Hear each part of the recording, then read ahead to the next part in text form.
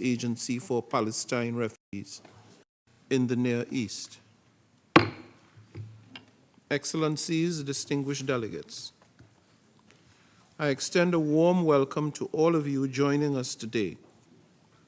I recognize in particular the presence here on the podium of the Secretary-General, His Excellency Antonio Guterres, the Commissioner General of the United Nations Relief and Works Agency for Palestine Refugees in the Near East, UNRWA, Mr. Philip Lazzarini, and the Chef de Cabinet in the Executive Office of the Secretary-General, Mr. Earl Courtney Rattray.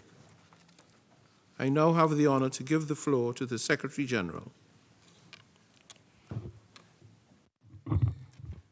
Excellencies, ladies and gentlemen, every year we meet to help bridge the gap between what is pledged to UNRWA and what is needed.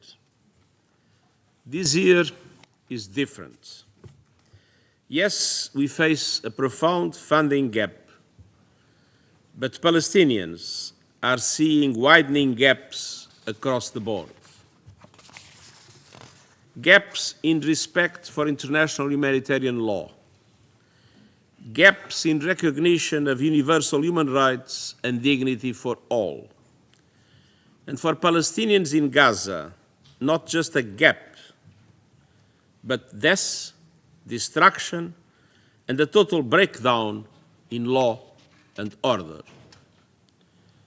Just when we thought it couldn't get any worse in Gaza, somehow, appallingly, civilians are being pushed into ever deeper circles of hell. Recent days have brought yet more evacuation orders by Israeli authorities, yet more civilian suffering, and yet more bloodshed. Palestinians in Gaza keep being forced to move like human pinballs across a landscape of destruction and death. The extreme level of fighting and devastation is incomprehensible and inexcusable, and the level of chaos is affecting every Palestinian in Gaza and all those desperately trying to get aid to them. Nowhere is safe. Everywhere is a potential killing zone. It is high time for the parties to show the political courage and political will to finally reach a deal. Excellencies, nothing justifies the horrific attacks by Hamas on October the 7th, and nothing justifies the collective punishment of the Palestinian people. Yet Palestinians, including of course Palestine refugees, are enduring the deadliest period since the agency's creation. And we are all painfully aware the horror has not spared UNRWA colleagues. 195 UNRWA staff members have been killed, the highest staff death toll in UN history. And many of them were killed together with their families and loved ones. And UNRWA is also being targeted in other ways. Staff have been subject to increasingly violent protests and virulent misinformation and disinformation campaigns. Some have been detained by Israeli security forces and subsequently reported mistreatment and even torture. In the occupied West Bank, the presence and movements of UNRWA personnel have been severely restricted by Israeli authorities. Yet, despite these and other obstacles, in impossible conditions, and in the midst of their own grief, the women and men of UNRWA have bravely continued their work in whatever way they can. They are the backbone of humanitarian operations in Gaza. And can you imagine what it must be like to be in this situation? Can you imagine how our colleagues wake up day after day in a living nightmare and still deliver for Palestinians in desperate need, because I cannot. There are doctors, nurses, counselors, engineers, drivers, and so many others, all demonstrating incredible courage and solidarity. And they are continuing to deliver UNRWA's mandate in desperate circumstances in Gaza, while UNRWA also strives to deliver in an increasingly challenging situation in the occupied West Bank, including East Jerusalem, and in Jordan, Lebanon, and Syria, championing human development and human rights. Excellencies, hopelessness is the greatest ally of instability, and the work of UNRWA is one of the greatest factors providing hope and stability across a troubled region. Without the necessary support and financing to UNRWA, Palestine refugees will lose a critical lifeline and the last ray of hope for a better future. To those of you who have already pledged support, I thank you. And my appeal to everyone is this: protect UNRWA, protect UNRWA's staff, and protect UNRWA's mandate, including through funding. And let me be clear, there is no alternative to UNRWA. We are working on all fronts to implement the recommendations of the Catherine Colonna report by strengthening UNRWA's work and risk management mechanisms. Now is also the time to work on all fronts to support UNRWA's critical mission. And now is the time to bring an end to this terrible war, starting with an immediate humanitarian ceasefire in Gaza and an immediate and unconditional release of all hostages. Ultimately, only a political solution can bring an end to this conflict, one that realizes a vision of two states, Israel and Palestine, living side by side in peace and security, with Jerusalem as the capital of both states. I urge you to act, and act now, and to instill hope in a place where it is in short supply. Act to uphold the mandate of this General Assembly to sustain UNRWA. Act in solidarity with the Palestine refugees and all the Palestinian people, and I thank you. I should like to thank the Secretary-General for his statement, and I will now make some remarks of my own.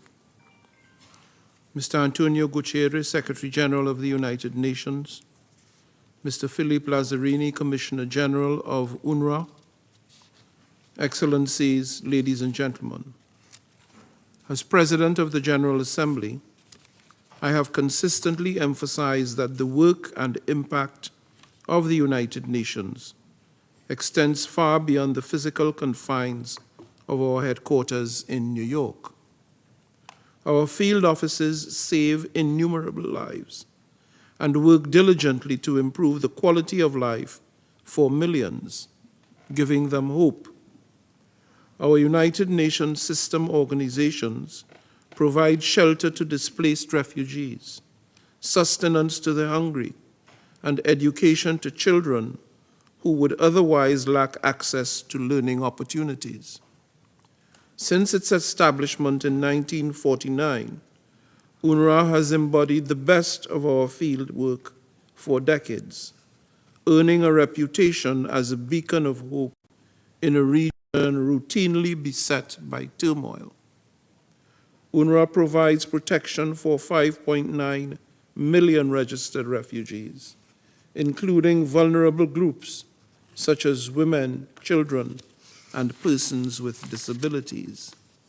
The agency administers 58 recognized Palestine refugee camps, addressing the dire humanitarian needs of over 1.6 million people across Jordan, Lebanon, Syria, the Gaza Strip, and the West Bank, including East Jerusalem.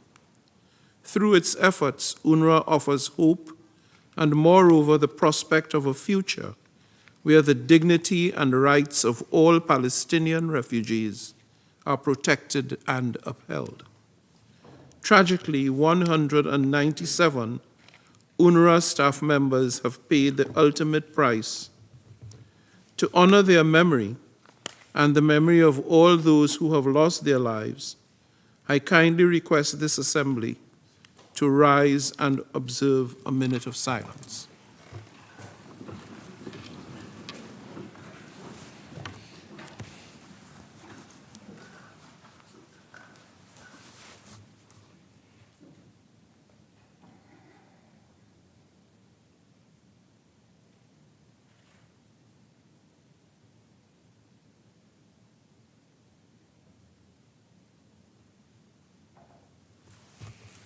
Thank you.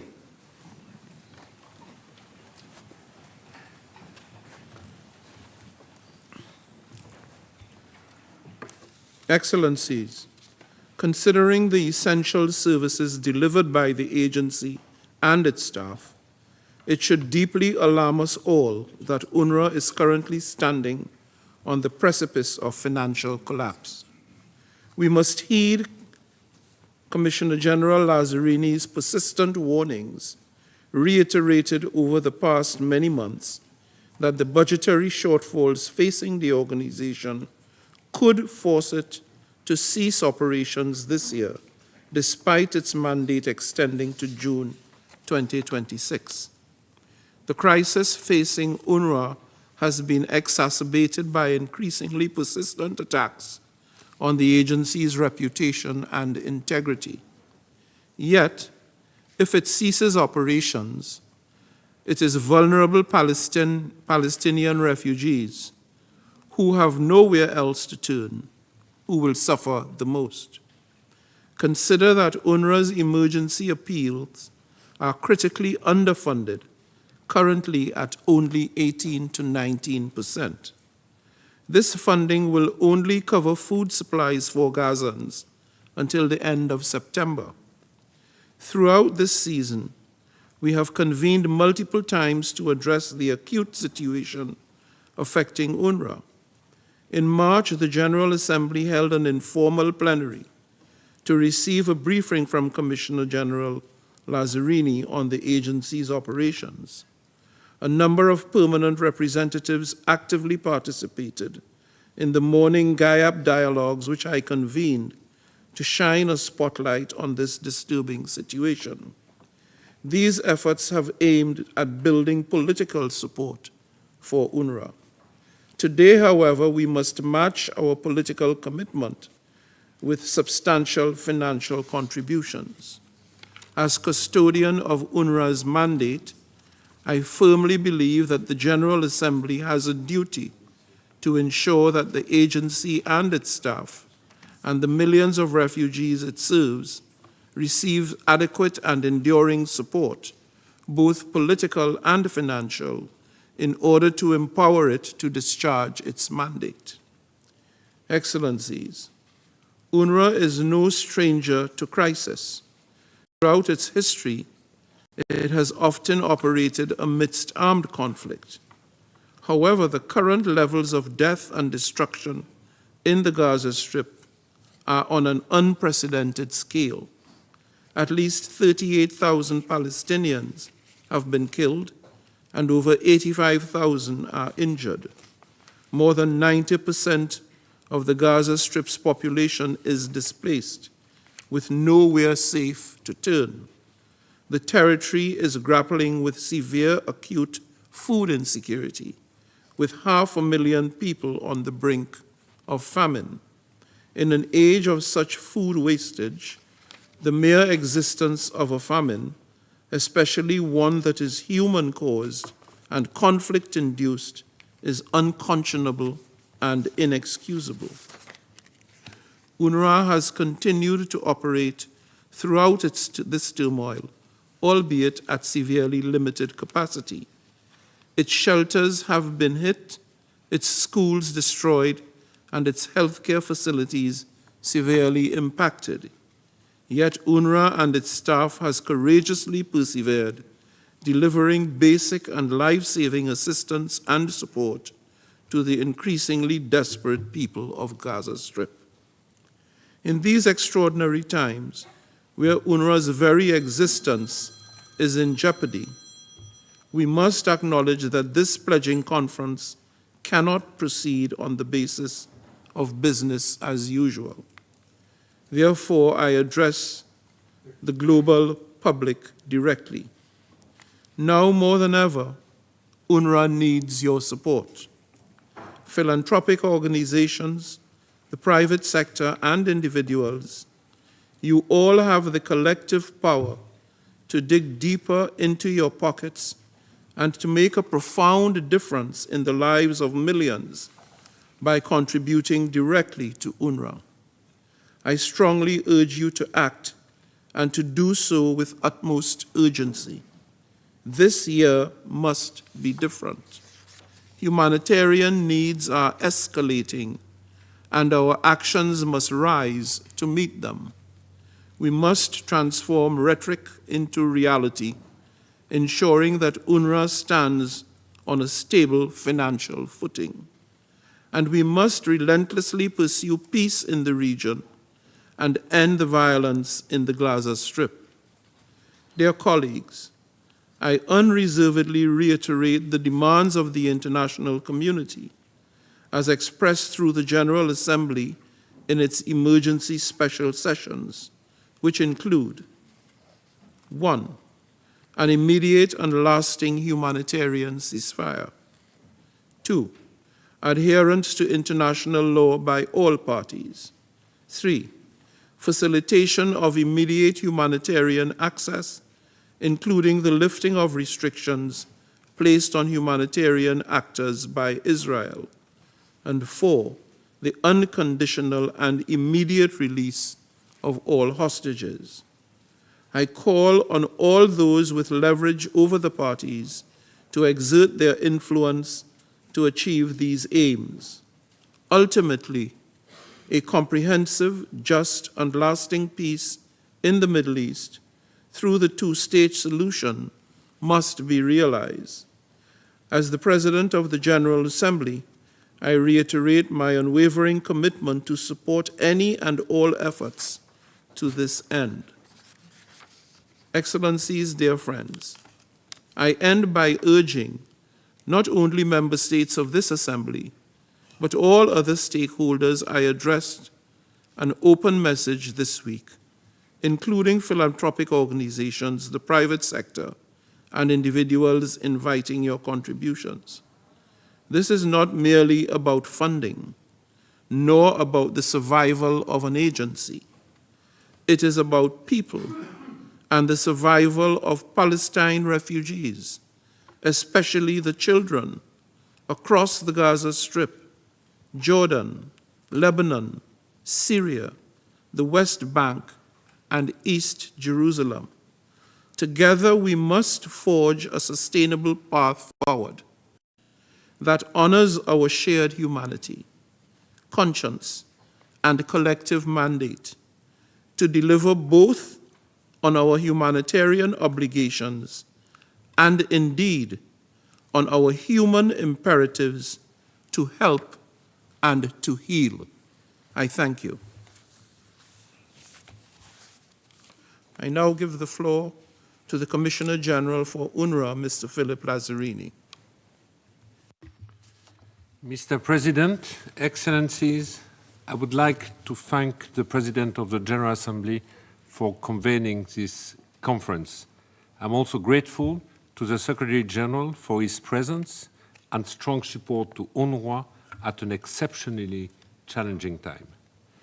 When we met for the pledging conference last June, no one could have foreseen the tragedy that would engulf Israel and the occupied Palestinian territories. Palestinians and Israelis have experienced terrible losses and immense suffering. I echo the call of the Secretary-General for the immediate and unconditional release of all hostages. Gaza is decimated. More than 2 million people are trapped in a living hell. They have been displaced repeatedly across the ravaged and increasingly lawless territory. Children and women are bearing the brunt of this brutal war. Acute food insecurity is claiming the lives of children and severely affecting women who often eat last and least. Thousands of children have been killed. Thousands more are struggling with new disabilities. Many have lost their limbs to amputation, their hearing to blasts, and their speech to shock and trauma. In the shadow of Gaza, another tragedy is unfolding in the West Bank. More than 500 Palestinians have been killed since October, including at least 130 children. Attacks by Israeli settlers, military incursions, and the destruction of homes and critical infrastructure are part of a system of oppression. The Israel-Lebanon border is simmering, threatening full-blown war. Millions of Palestinian refugees across the region are anxious and afraid. Most have lived in camps for generations, awaiting a political solution to their plight. Palestinians are witnessing today the greatest tragedy since 1948. And as they have done for 75 years, they are looking to UNRWA for help. Mr. President, for decades, the agency has been a force for stability across the region. It is a driver of human development for Palestinian refugees, providing public-like services such as education and healthcare. Today, however, UNRWA is staggering under the weight of relentless attacks. In Gaza, the agency has paid a terrible price. 195 of our colleagues have been killed. Nearly 190 installations have been damaged or destroyed, killing more than 500 people seeking United Nations protection. UNRWA personnel detained by the Israeli forces have reported mistreatment and torture. Our premises have been used for military purposes by Palestinian armed groups, including Hamas and the Israeli forces. Our convoys have come under attack despite coordinating movement. In the West Bank, UNRWA's operational space is shrinking. Arbitrary measures imposed by Israel severely restrict the presence and movement of our staff. Violent protests outside our premises in East Jerusalem culminated in arson attacks. In more than 30 years of humanitarian work, I have never encountered such blatant disregard for the protected status of humanitarian workers, facilities, and operation under international law. Turning a blind eye to this attack sets a dangerous precedent, undermining respect for the rules-based international order in other conflicts. Excellencies, efforts are on the way to dismantle UNRWA and change the established political parameters for peace in the occupied Palestinian territory. This includes fierce attacks on social media and legislative proposal to evict the agency from its premises in East Jerusalem and to label it as a terrorist organization. UNRWA is targeted because of its role in safeguarding the right of Palestinian refugees and because it embodies an international commitment to a political solution. Failing to push back will leave other UN entities and international organizations exposed to similar attack. Mr. President, amid these extraordinary challenges, I received serious allegations that UNRWA personnel in Gaza were involved in the horrific attacks of October 7. If proved true, this would constitute an appalling betrayal of Palestinian refugees and UNRWA. But the United Nations took firm and immediate action. I terminated the appointment of the accused individuals. The Office of Internal Oversight Services, OIOS, opened an investigation, and the Secretary-General launched an independent review of how UNRWA upholds neutrality in its work. The OIOS investigation into allegations against individuals is ongoing. The independent review concluded that UNRWA has policies, mechanisms, and procedures to ensure compliance with the principle of neutrality. The review confirmed that the agency has a more developed approach to neutrality than similar UN or other entities, including in addressing breaches through disciplinary sanction. The review, however, makes recommendations to reinforce neutrality in a complex and polarized political environment. UNRWA is committed to implementing this recommendation with the support of donors and host countries. Excellencies, I have warned repeatedly that UNRWA's funding model is incompatible with its mandate to provide public-like services. More than a decade of crowning underfunding and severe austerity measures have eroded the quality of our services. Weakened by snowballing financial deficits, the agency nearly imploded earlier this year. Following the allegation against individual personnel, 16 member states suspended funding to the agency. We have worked tirelessly with partners to restore confidence in the agency. As of today, almost all have resumed funding. I am immensely grateful for your trust and support. However, the fundamental fiscal challenge remains. UNRWA lacks the resource to deliver its mandate. The agency's ability to operate beyond August depends on member states disbursing planned funding and making new contributions to the core budget. For the occupied Palestinian territory emergency appeal, driven primarily by the war in Gaza, we are appealing for $1.2 billion to cover critical humanitarian needs until the end of the year. This appeal and the emergency appeal for Syria, Lebanon, and Jordan are less than 20% funded. Mr. President, UNRWA is the backbone of the humanitarian response in Gaza. The agency will remain critical for the transition from ceasefire to day after, providing essential services, notably primary health care and education. Before the war, UNRWA met 70 to 80% of primary health care needs in Gaza. Our extensive network and relationship of trust with the community allow us to rapidly introduce and scale up critical services such as mental health and trauma care.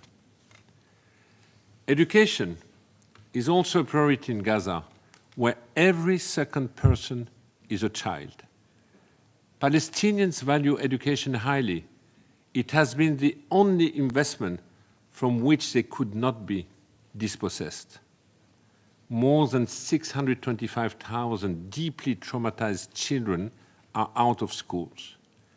Half went to UNRWA schools before the war. Today, they spend the day scavenging in the rubble and waiting to collect water in blistering heat. They are at risk of violence and exploitation, including recruitment by armed groups. If we fail to bring them back to learning, we will lose an entire generation and sow the seeds of hatred, resentment, and future conflict. UNRWA can provide education for all children in Gaza when the security situation allows. And together with partners, we are already rolling out a plan to resume learning. It starts with providing mental health and psychosocial support, transition to teaching, reading, writing, and math in informal setting, and culminates in a return to formal education in schools. Excellencies, UNRWA was created 75 years ago as a temporary agency pending a political answer to the question of Palestine. The agency exists today because the political solution does not. It exists in lieu of a state that can deliver critical public services. If the international community commits to a political solution, UNRWA can resume its intended role supporting a time-bound transition, delivering education, primary health, and social support. Let me conclude with 3 requests. First, I urge you to safeguard UNRWA now and within the framework of a transition. And here I would like to thank the 118 member states who have signed up on the shared commitment to support the agency, as it was shown this morning. The notion that the agency can be dismantled without triggering the collapse of the humanitarian response in Gaza and causing chaos in other areas of operation is naive at best. UNRWA must continue providing services until a political solution is at hand. Second, we must scale up and enhance service delivery to Palestinian refugees. In Gaza, we need an immediate ceasefire and safe, unfettered access to delivery aid at scale. We also need strong partnership that complement and preserve UNRWA's mandate. The mandate must be matched by adequate, predictable, and flexible funding from member states. Finally, I seek your support to implement the recommendation of the independent review on neutrality. Upholding neutrality is a shared responsibility. To succeed, we need financial and in-kind support from member states. In closing, I must reiterate that the world has changed drastically since we last met. UNRWA is under greater pressure than ever before. If we maintain the status quo, the agency will crumble and millions of children, women and men will pay a heavy price. Thank you, Mr. President. There's a video. There's a video. Is it ready? It's ready.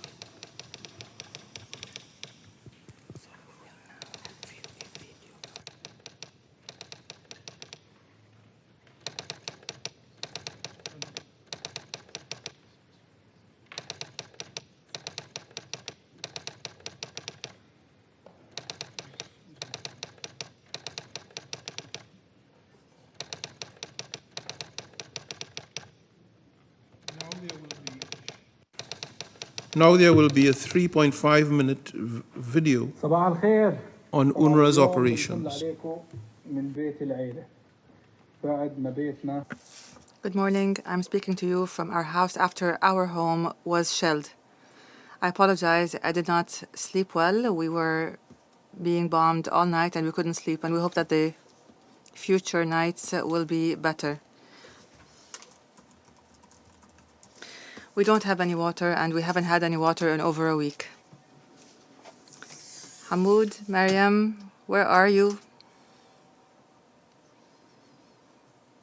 Let us see how our day will be. As you see, there's destruction everywhere. Here's Hamoud. How are you?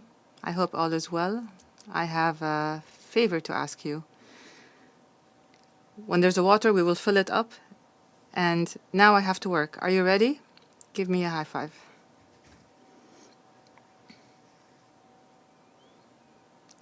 I'm going to work today at a junior high school. Good morning. يا شباب يعطيكم العافية. سلفي اليوم لكل البركة. السلام عليكم. يعطيكم العافية جميعا. طبعا حنشوف مع بعض الأنشطة اللي بينفذوها المرشدين النفسيين داخل مراكز الإيواء مع بعض زي ما انتم شايفين. الحين عندنا محمد، شايفين محمد؟ وين محمد؟ أسروا عليه. هي محمد، الحين أنا ومحمد بدنا نغير الأماكن تبعتنا، أنا بدي أروح مكان محمد ومحمد بده يجي مكاني. جاهزين؟ جاهزين؟ بدنا نعمل إيش مع بعض؟ عاليا، 1 2 3، عاليا لفوق، روح يا محمد مكاني. هوبا نزل أسفل، أشوف وين محمد. 1 2 3، هوبا. أعلى أعلى أعلى أعلى أعلى أعلى أعلى أعلى. مين فاز؟ مين فاز؟ اثنين بدناش نسقف عليهم، احمر واصفر. يلا ابيض ازرق احمر. زي ما انتم شايفين هاي الأنشطة بنطبقها بشكل يومي مع الأطفال داخل مراكز الإيواء.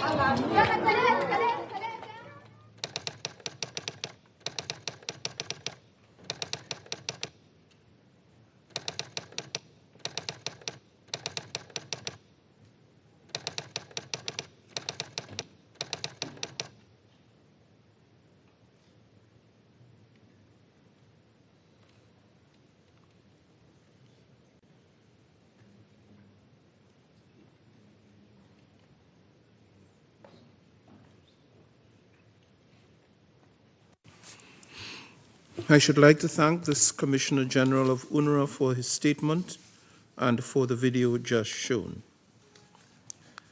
Excellencies, distinguished delegates, before I open the floor,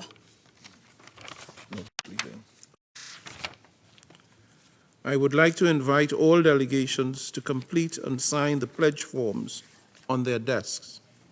These forms should later be submitted to the conference officers at the back of the conference room near the entrance.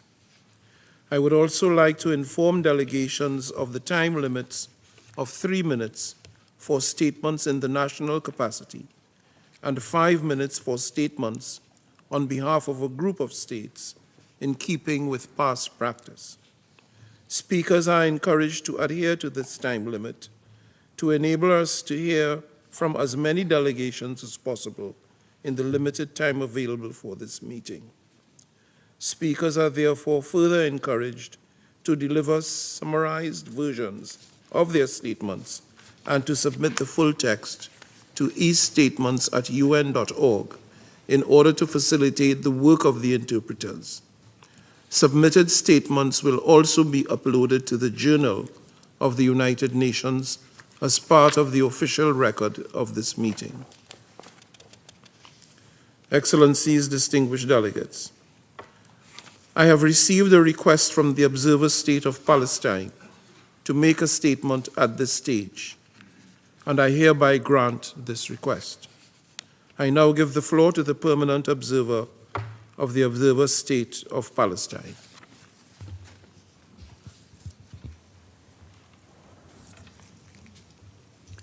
Mr. President,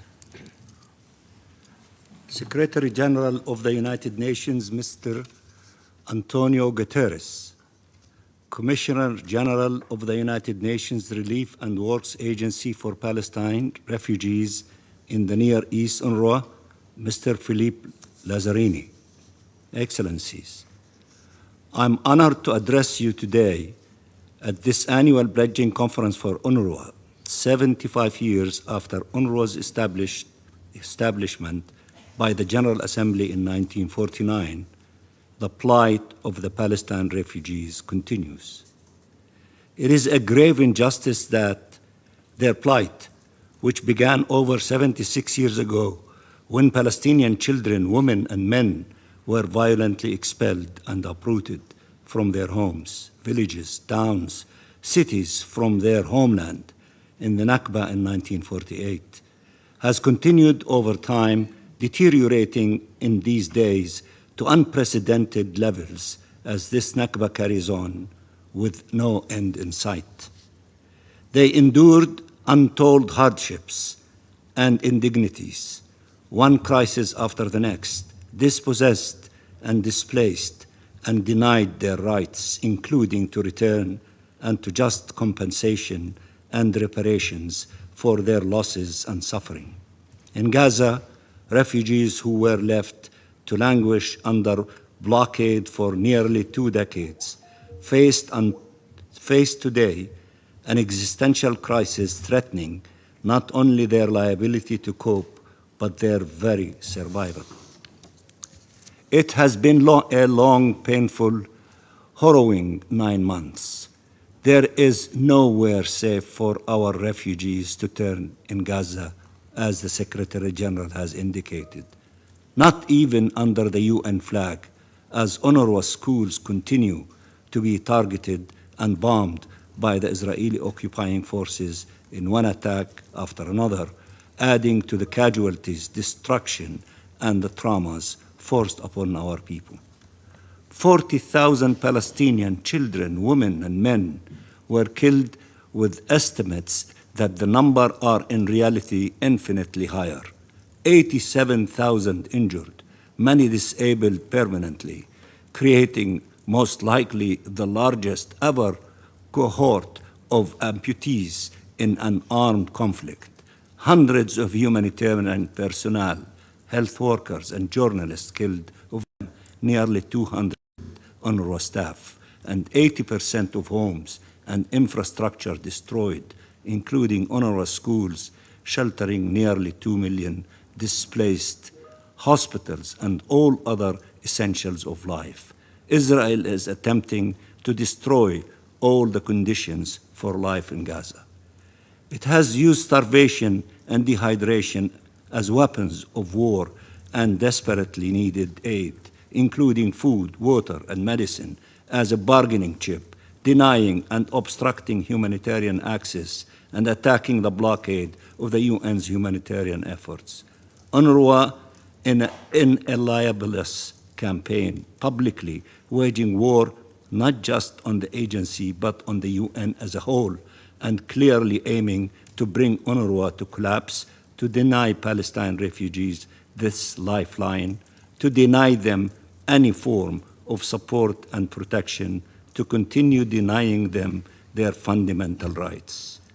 These 9 months have shaken our faith in humanity and in the international laws created to protect human life and ensure the safety, dignity, and needs of civilians in armed conflict worldwide.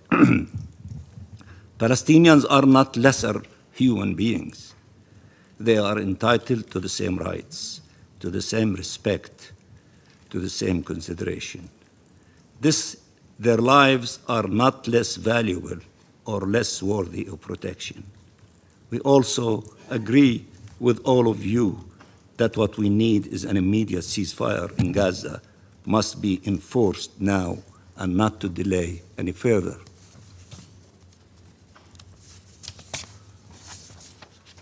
This injustice must be brought to an end. We must restore humanity. We must uphold the rules that protect it and hold accountable those breaching them. The Palestinian people must live. The Palestinian people must be free. And peace must be achieved. Until then, UNRWA remains a permanent responsibility of the international community and remains a lifeline for the Palestinian refugees. It also makes a significant contribution to regional stability that must be preserved. That is why, despite our distress and the agony our people endure, we are heartened by the shared commitments on UNRWA launched by Slovenia, Jordan, and Kuwait, and to which all members of the Security Council, present and incoming, have subscribed, alongside 118 other states, and the number is increasing from across the globe. These commitments are a clear signal of the global support UNRWA enjoys, given its vital role and mandate. This political support to UNRWA must be backed with the necessary financial support. We are grateful to all donors for the generous funding they provided over the years and are providing now to UNRWA in these gravest of times. We urge all those who have not yet resumed funding to do so urgently and encourage new donors to come forward. Your funding means schools for children, health care for young and old, food and emergency care for the most vulnerable and needy. It will make the difference between life and death, between a dignified existence or unbearable misery for millions pending a just solution for their plight. We are deeply grateful to the Secretary-General for his leadership and advocacy on behalf of UNRWA and the Palestinian refugees. We also thank Commissioner General Lazzarini for his leadership in this time of crisis and renew our appreciation to all UNRWA staff, Palestinian and international, dedication and efforts in the face of great danger to their own lives. We solemnly pay tribute to all UNRWA personnel killed in Gaza these past months, many along with their families. We grieve their loss and reiterate our calls for accountability for these killings and for the attacks on and destruction of UNRWA facilities.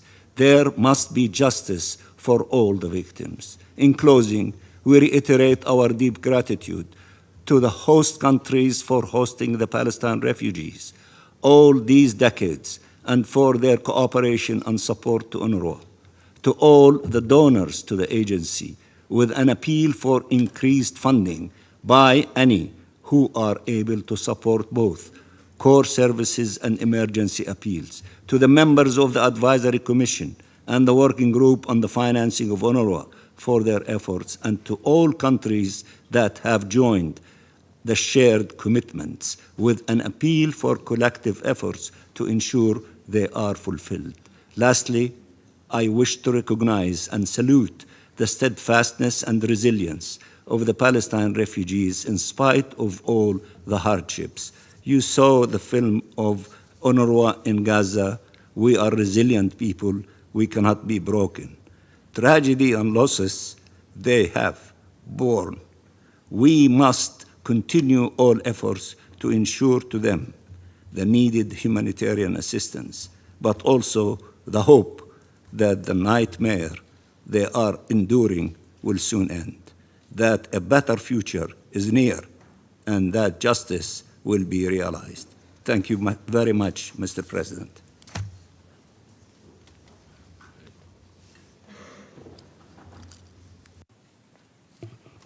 I should like to thank the permanent observer of the Observer State of Palestine.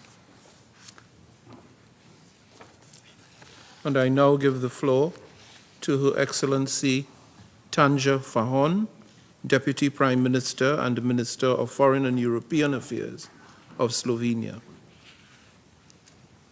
Thank you. Thank you very much, Mr. President, Mr. Secretary-General, Mr. Commissioner General. I want to start by expressing my condolences over the death of almost 200 UNRWA staff members. We mourn their lives, which were dedicated to public service and to assisting people in Gaza. Today, my statement is focused on the stories that UNRWA has written so far, and our opportunity to write many more. Ladies and gentlemen, we are meeting today to celebrate the work of an organization that has helped generations of Palestinian refugees. It did not merely help them to survive, but it helped them to thrive. UNRWA students were reaching for the stars, becoming a NASA engineer, a published author, or a doctor. During their summer games organized by UNRWA, children in Gaza broke several Guinness records. UNRWA is about creating better lives for people beyond the state of Palestine.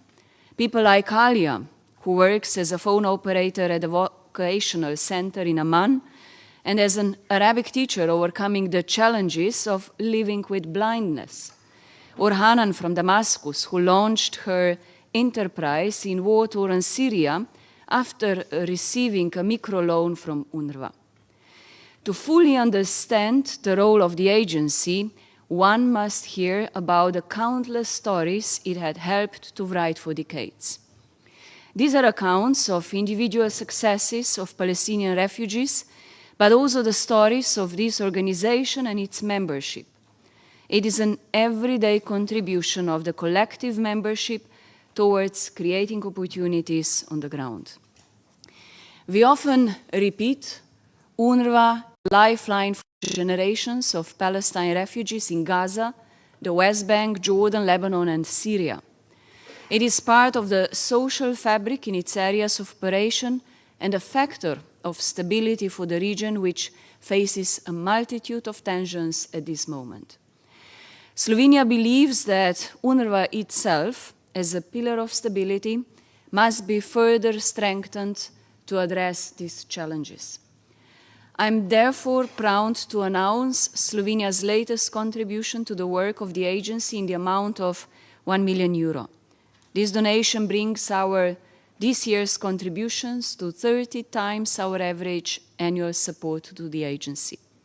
And we call on all other donors, old and new, small and large, to come forward. I hope, Commissioner General, that our contributions today will help the agency continue writing stories of success, especially in the area of education. Ladies and gentlemen, in light of the mounting challenges faced by UNRWA, financial, operational, and political, we must stand united. We are perplexed by the hostile operational environment in which UNRWA staff are working. We are deeply alarmed by the Israeli legislative proposals and evacuation orders targeting UNRWA. We condemn the violent protests and arsons at their headquarters. Colleagues, we are talking about a UN agency, our agency. I therefore want to express my personal appreciation to over 110 countries who have joined the shared commitments on UNRWA, formally presented this morning and initiated by Jordan, Kuwait, and my own country, Slovenia. In multilateralism, success can only be achieved with unity portrayed by the countries who joined the initiative. As an expression of strong and united political support, these commitments will serve as a guide in our cooperation with the agency. I want to thank both the Secretary-General and Commissioner-General for their prompt reactions to the allegations against UNRWA staff in January this year, and we appreciate the swift establishment of relevant mechanisms, including the independent review led by Catherine Colonna, the ongoing investigation, and the internal UNRWA proceedings culminating in an action plan to ensure UNRWA's full adherence to the principles of neutrality and independence. In Slovenia, we have a saying, in distress, you know your friends. And I assure you, we are a friend of UNRWA. We view UNRWA as an agency that embodies the historical responsibility of the collective membership of the United Nations.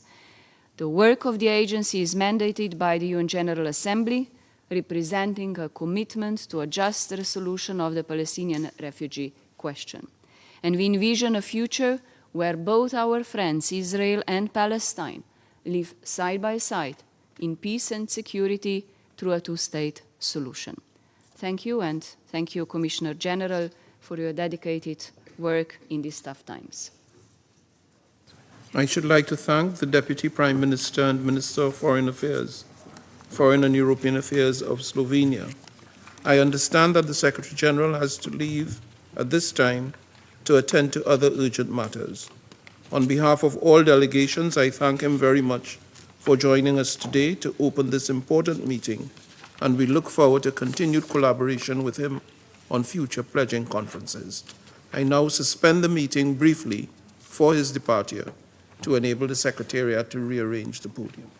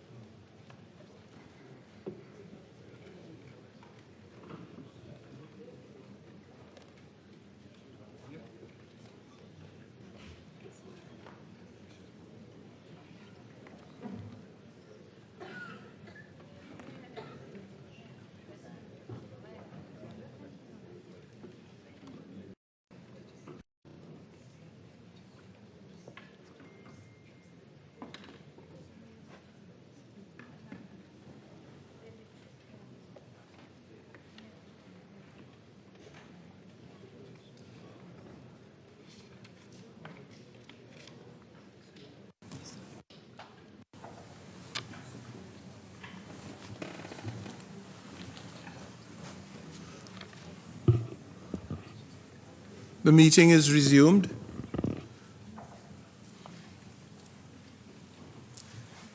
I would now like to give the floor to Ms. Lina Lind, Deputy Minister of Foreign Affairs of Estonia. Thank you very much. Estonia welcomes today's meeting as UNRWA's role is crucial and indispensable. Estonia is extremely concerned about the humanitarian catastrophe in Gaza, where the situation remains unacceptable, as we have also heard here today. We commend the work of UNRWA's committee staff who continue their work, putting their lives in danger. We condemn the attacks against UNRWA, including its premises in East Jerusalem, and are deeply concerned about the proposals to designate UNRWA, a UN agency, a terrorist organization. We recall the crucial role of UNRWA providing vital services to millions of people in Gaza, the West Bank, Jordan, Lebanon, and Syria, thereby helping promote stability in the region. In this regard, Estonia has joined the shared commitments on UNRWA, and we thank Jordan, Kuwait, and Slovenia for their initiative. Estonia has been a long-term contributor to UNRWA. This includes over 1 million euros in support to UNRWA's activities since 2020. Estonia has already transferred its regular funding support to UNRWA for 2024 and 2025. In addition, Estonia has more than doubled its humanitarian assistance to the civilians in Gaza in response to the UN flash appeal at the end of 2023 through UNRWA, WFP, and UNICEF. In response to the UN emergency humanitarian appeal in 2024, Estonia has just allocated additional 120,000 euros to humanitarian aid in Gaza, including 30,000 euros to UNRWA. The full implementation of the recommendations of the Independent Review Group report, in line with the action plan presented by UNRWA, is essential for our continued cooperation. We underline the importance of UNRWA's efforts to improve its transparency and credible mechanisms to ensure compliance with the humanitarian principles. We will follow UNRWA's progress in implementing the recommendations and preserving the neutrality of UNRWA. We share the concerns about the escalation of the conflict in the region and its potential consequences. Safe, timely, and unhindered humanitarian access needs to be ensured, and humanitarian aid must reach those who are in need. We will continue to work with regional and international partners towards a peace plan and reviving a political process for a two-state solution. I thank you, Mr. President. I should like to thank the Deputy Minister of Foreign Affairs of Estonia. And I now invite to the floor Mr. Ossian Smythe, Minister of State with responsibility for communications and circular economy of Ireland. Thank you, Mr. President of the General Assembly, Secretary-General Guterres, Commissioner General Lassarini. Thank you very much. The terrible challenges facing Palestinians and UNRWA are key concerns for the Government of Ireland and for Irish people generally. In recent days, our Deputy Prime Minister and Foreign Minister discussed the situation in Gaza, including Israeli military operations at UNRWA facilities with Jordan, Saudi Arabia, Spain and Egypt. So I'd like to start by paying tribute to UNRWA's brave staff. It is shocking that since this conflict started, more than 190 of those staff and over 500 people seeking UNRWA's protection in UN facilities have been killed. These facilities enjoy special protection under humanitarian law, and humanitarians can never be targets. UNRWA derives its essential mandate from the General Assembly, which requires it to provide assistance and protection to Palestinian refugees pending a just and lasting solution to their plight. The Colonna report reconfirmed that UNRWA is irreplaceable and it is indispensable to Palestinians' human and economic development. And Ireland, I want to say this, is committed to safeguarding UNRWA's critical role. UNRWA remains the backbone of the humanitarian effort in Gaza, and it is a vital force for stability in the region. Ireland has been unequivocally clear that no other agency can replace UNRWA. UNRWA, as well as the wider UN system, have regrettably become targets for heightened disinformation and accusations in the course of this conflict, and this has emboldened physical attacks on the UN, including recent arson attacks on UNRWA's East Jerusalem headquarters and other ongoing efforts to undermine the agency. We all need to be part of the solution in support of UNRWA's efforts to further strengthen its neutrality mechanisms and wider systems. The Kelowna Review showed that UNRWA has a more developed approach, mechanisms and procedures than other agencies to ensure adherence with humanitarian principles. UNRWA has also welcomed and has committed to and is already progressing the report's recommendations, and despite this, in some cases, new resourcing is being made conditional on the agency demonstrating significant progress on implementing those recommendations. Underinvesting now will increase, not decrease, risks for the thousands of lives dependent on UNRWA in Gaza. Underinvesting also undermines preparations for the day in between. If the ceasefire called for a Security Council Resolution 2735 is enacted, it also undermines UNRWA's capacity to support reconstruction, as well as weakening its work to further strengthen its neutrality mechanisms. In 2023, Ireland provided €18 million to UNRWA, tripling our annual commitment, and this February we provided a further €20 million. We welcome the resumption of funding by almost all Member States and the European Commission's payment of €66 million of its planned €82 million for 2024. So we encourage all others to increase their support, to lift remaining suspensions, and to lift restrictions on funding for UNRWA's Gaza programming. We also encourage multi-year funding commitments. We continue to call for an immediate and sustainable humanitarian ceasefire, and we also continue to call for all parties to the conflict to fully comply with their obligations under international humanitarian law and for full, safe and unimpeded access of humanitarian aid for the civilian populations. Accountability for all civilian deaths, including those of UNRWA's staff, is essential. UNRWA services will remain vital in all stages of this conflict and throughout the journey towards a lasting and sustainable peace based on the two-state solution. Thank you.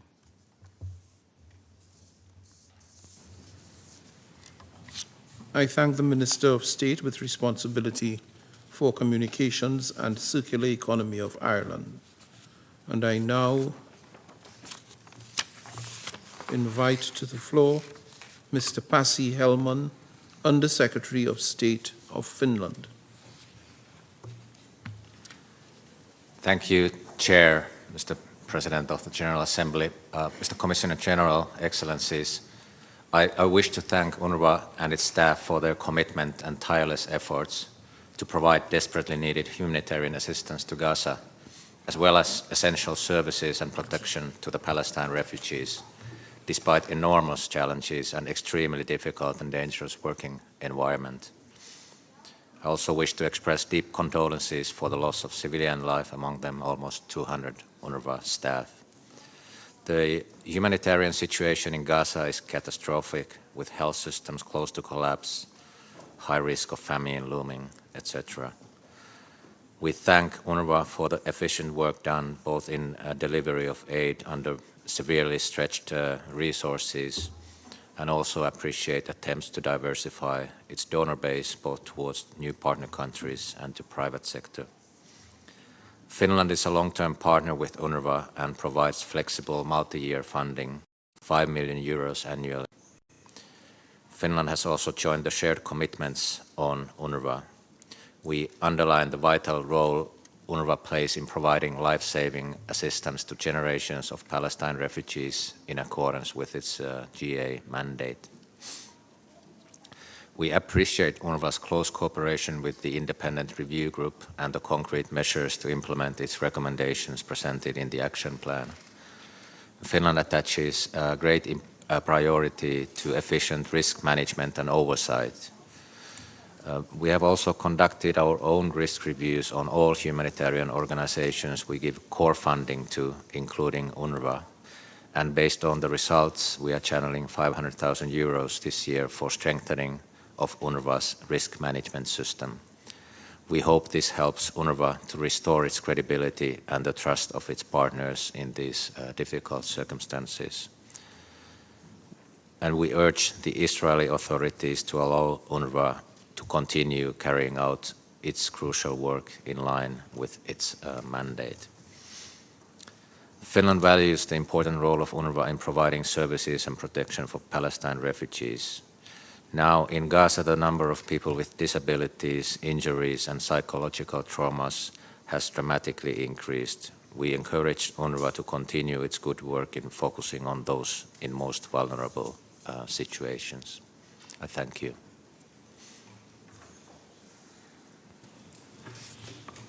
I thank the Undersecretary of State of Finland.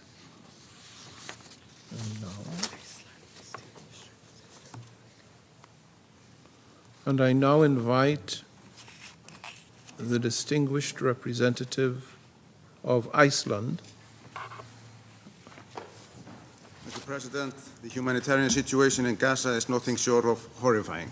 Tens of thousands of civilians have been killed, including close to 200 UNRWA staff. More than 2 million civilians are in desperate need of life-saving aid. 9 out of 10 have been internally displaced. Access for humanitarian aid, water and power is severely hindered. Civilian infrastructure is in ruins. The catastrophic toll this conflict has taken on children and youth is especially heartbreaking to witness. As has been highlighted so many times, there are no safe spaces in Gaza. All of Gaza's children have been subjected to the traumatic horrors of war with life-lasting consequences. All parties to the conflict need to comply with international law, including international humanitarian law, and breaches thereof must be investigated. It is likewise critical that Israel abide by the orders of the International Court of Justice. Iceland has long called for an immediate ceasefire, a surge in humanitarian aid, and the release of all hostages.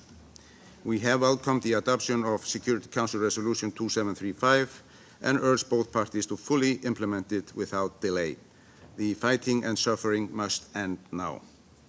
Mr. President, UNRWA's role responding to the current humanitarian crisis is unique. Not only are UNRWA's efforts in providing life-saving aid to the people of Gaza essential, but the agency also provides the backbone for all other humanitarian response in the area. I take this opportunity to extend our sincere thanks to UNRWA's leadership and staff for their dedicated work during these extremely difficult and life-threatening times. Iceland highly appreciated the swift actions by the agency and the Secretary-General to serious allegations of UNRWA staff being involved in the heinous terrorist attack on Israel on October 7 last year. We have the fullest confidence in the ongoing OIOS process and welcome UNRWA's immediate response to the review led by Madam Colonna. Mr. President, Iceland is a long-standing supporter of UNRWA's mandate. Our core support consists of unearmarked predictable funding. Through a multi-year framework agreement at the high-level meeting in Jordan last month, the government of Iceland announced an additional 100 million Icelandic kronas contribution to UNRWA. This brings this year's overall contributions to humanitarian assistance to 290 million Icelandic kronas, which is the equivalent of $2.1 million US. Reflecting our commitment to UNRWA's work, Iceland joined other states, 180 states, and signed the shared commitments on UNRWA. We have likewise joined the call to action for Palestinian children in the West Bank and Gaza. Mr. President, for 75 years, UNRWA has fulfilled its mandate that we, the General Assembly, provided it with. In the absence of a lasting political solution, UNRWA's role remains of critical importance. It must be allowed and able to continue to deliver on its role. It is a matter of life and death. And I thank you.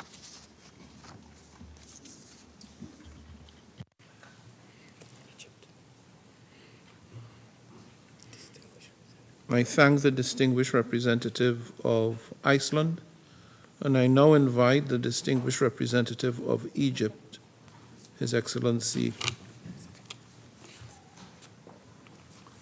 خالص الشكر سيد الرئيس السيد دينيس فرانسيس السيد فيليب لازاريني المفوض العام للأونروا.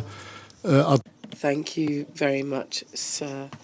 I would like to thank Mr. Lazzarini and all of the other speakers. I would like to thank Mr. Lazzarini and all UNRWA employees for your courage and your commitment, including the ultimate sacrifice for the work that you have done. The UNRWA workers are heroes, and their sacrifice will go down in history. We are discussing means today to support UNRWA in this critical situation.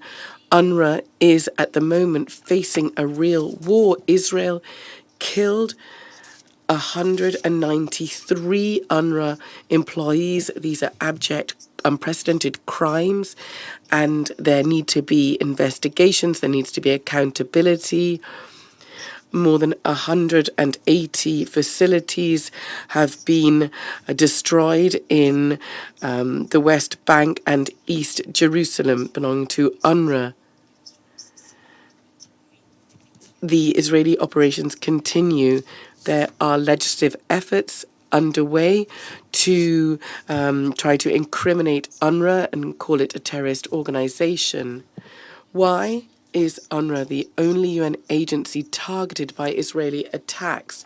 The response has already been provided to us by Mr. Lazzarini, namely, UNRWA is targeted because of its role in protecting the rights of the Palestinian people and the refugees, and it incarnates the international commitment to a political solution. Egypt, therefore, calls for an end to this Israeli war against UNRWA. It is an unprecedented war against UNRWA. This is the first time that UN staff have been attacked in this way. It is incumbent upon us to protect these people. Since the start of the war in Gaza, UNRWA has played a key leading role in providing assistance to Palestinian refugees and indeed to all Gazan inhabitants. UNRWA carries out the main humanitarian work in Gaza. Without these sacrifices, without this, could unarmed civilians could have been helped in Gaza at all? No. There was the advisory committee meeting in Geneva. There was a call from UNRWA to mobilize $1.2 billion to meet the urgent needs. Has only been funded at an 18%. So Egypt would call upon you and all donors to understand the extraordinary historic role that UNRWA plays and the key role it plays in this war in Gaza. It absolutely has to be financed fully and urgently. Let us not leave UNRWA alone facing the brutal Israeli aggression. Let us not leave the people in Gaza in the trap of famine. Egypt commends the efforts of the agency to address allegations against UNRWA employees regarding their participation in the October the 7th events. We also commend the fact that UNRWA has accepted the recommendations from Ms. Colonna on the objectivity of UNRWA, and also investigations started elsewhere. Here we'd like to reiterate 2 points. Firstly, no UN organization, no governmental body, no NGO is safe from individual abuse being carried out by its employees. Secondly, this is a historic agency and it can not be deemed a terrorist organization. There's a need for an increase in funding based on our commitment to the Palestinian refugees. Sir, UNRWA is absolutely crucial. It helps Palestinians deal with the impact of the current crisis in Gaza. It has been criticized, but UNRWA has proven how effective it is. The UNRWA staff have made the ultimate sacrifice in helping the Palestinian people. And the roles cannot be reallocated elsewhere. Israel is doing everything it can to dismantle UNRWA without any proper reasons. Egypt would call for the protection of UNRWA and its areas of operation. The Palestinian people has never wanted to find themselves as refugees for such a long period of time. The Palestinian refugee status has meant that they've been deprived of their very basic rights, namely the end to the occupation. This needs to be brought to an end. So it is by implementing the decisions regarding the illegal situation that this will be improved, a Palestinian state that is independent, based on the 1967 borders with East Jerusalem at the capital needs to be set up. Mr. President, as the Minister for Foreign Affairs of Slovenia said, we need to invest in hope. Please, can you look at what UNRWA has done to bring hope to the Palestinian people? Thank you. I thank the distinguished representative of Egypt. I now give the floor to the distinguished representative of Jordan. Mr. President, thank you for holding this very important conference to support the UNRWA. Allow me to commend the efforts of the concerted effort of the Secretary-General to support the UNRWA, especially in this horrible circumstances facing the Palestinian people. It would be remiss not to thank the Commissioner General, Mr. Lazzarini, for his important briefing. We would like to commend his important effort to support the agency so that it can implement its UN mandate in light of these complex challenges facing the UNRWA in the occupied Palestinian territories. Mr. President, this pledging conference coincides with the continued barbaric Israeli war against Gaza. Up until this day, almost 40,000 innocent were killed, most of them women and children, with around 200 UNRWA staff and humanitarian workers. One of the most appalling crimes that Israel deliberately commits for over 9 months since the start of this war is the imposition of unilateral retaliatory measures, leading to the collapse of the humanitarian system in Gaza and the starvation of its people. The continued Israeli aggression against Gaza and putting obstacles against the entry of humanitarian assistance and its distribution, the continued attack against the UNRWA staff, the attacks against schools, hospitals, and other UN agencies is not only a grave violation of Israel's international commitments, the provisions of international law and international humanitarian law, as well as the Security Council resolutions, but also a humanitarian massacres, and Israel must be held accountable for that. Mr. President, we hope that this conference would provide the necessary financial assistance to the agency, which is needed today more than ever, especially in light of the financial deficit of the UNRWA's budget that reached unprecedented levels. The agency needs $1.2 billion up until the end of this year, according to the latest emergency appeal, to be able to cover the humanitarian needs in the occupied Palestinian territories. Only 19% of those pledges were actually met, according to the latest statistics. We would like to stress that Israel's allegations and practices against the agency is only part of a systematic approach adopted by Israel for decades to dismantle the agency and liquidate the Palestinian refugees' cause. We commend the position of the international community and its recognition of the importance of this agency's continued work through all kinds of support. We welcome the findings of the agency's independent review group, which demonstrated the false claims against the agency. It stressed that the agency is neutral and professional. It also underlined its indispensable role. The report also stressed the need to increase financial contribution to the agency. Mr. President, Jordan supports the agency with all its abilities. We will continue our effort to provide the necessary political and financial support to the agency. The last of our effort was when we co-hosted, along with Egypt and the UN, the Humanitarian Emergency Response Conference for Gaza last month. It was attended by 75 countries. It's called for long-term and sustainable funding for UNRWA so that it can undertake its duties in Gaza and all other areas of operations, including through the early recovery activities in the Gaza Strip.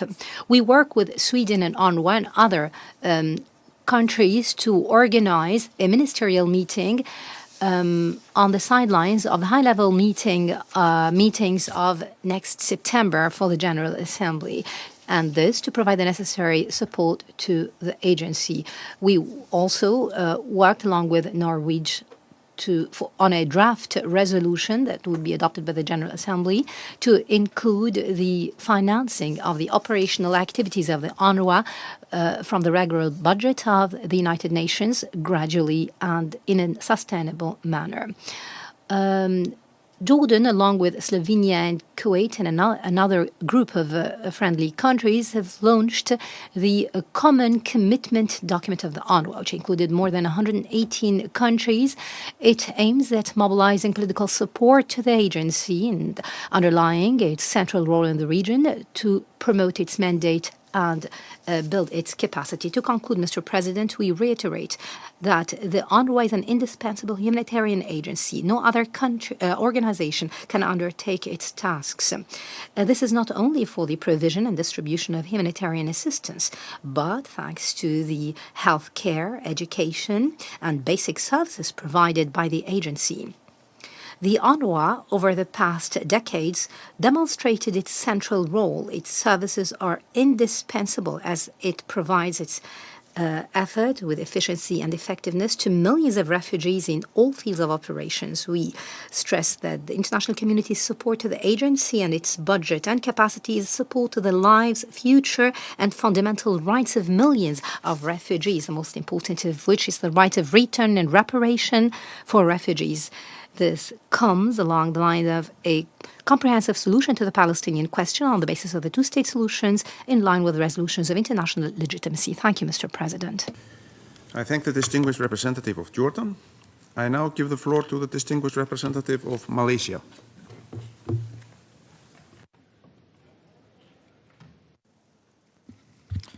Thank you, Mr. President. Malaysia thanks Commissioner General Lazzarini for his comprehensive update and commends his strong leadership of UNRWA.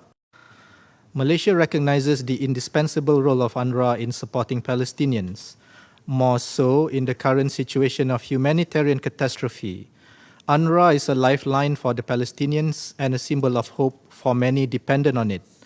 Hence, we must strive to ensure no disruptions to UNRWA's work. Malaysia welcomes the resumption of contributions by almost all donors to UNRWA. We commend those who have stepped up to sustain UNRWA's life-saving role. You have demonstrated that Palestinian lives matter.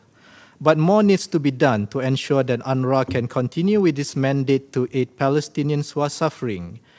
To demonstrate our unwavering support to UNRWA, Malaysia is pleased to announce an additional contribution of $1 million.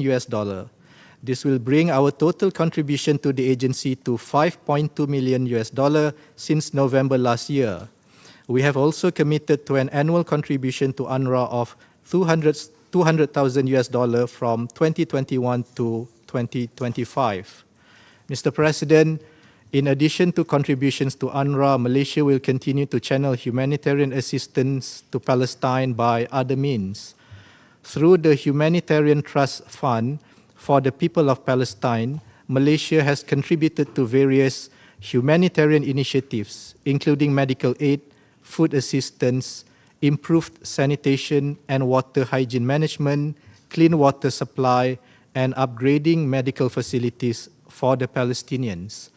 Mr. President, Malaysia has been unequivocal in its support towards the establishment of a sovereign state of Palestine based on pre-1967 borders, with East Jerusalem at its capital. UNRWA must not be allowed to fall victim to narrow political interests, for the consequences of the agency's demise are unimaginable. I thank you. I thank the distinguished representative of Malaysia. I now give the floor to the distinguished representative of Qatar.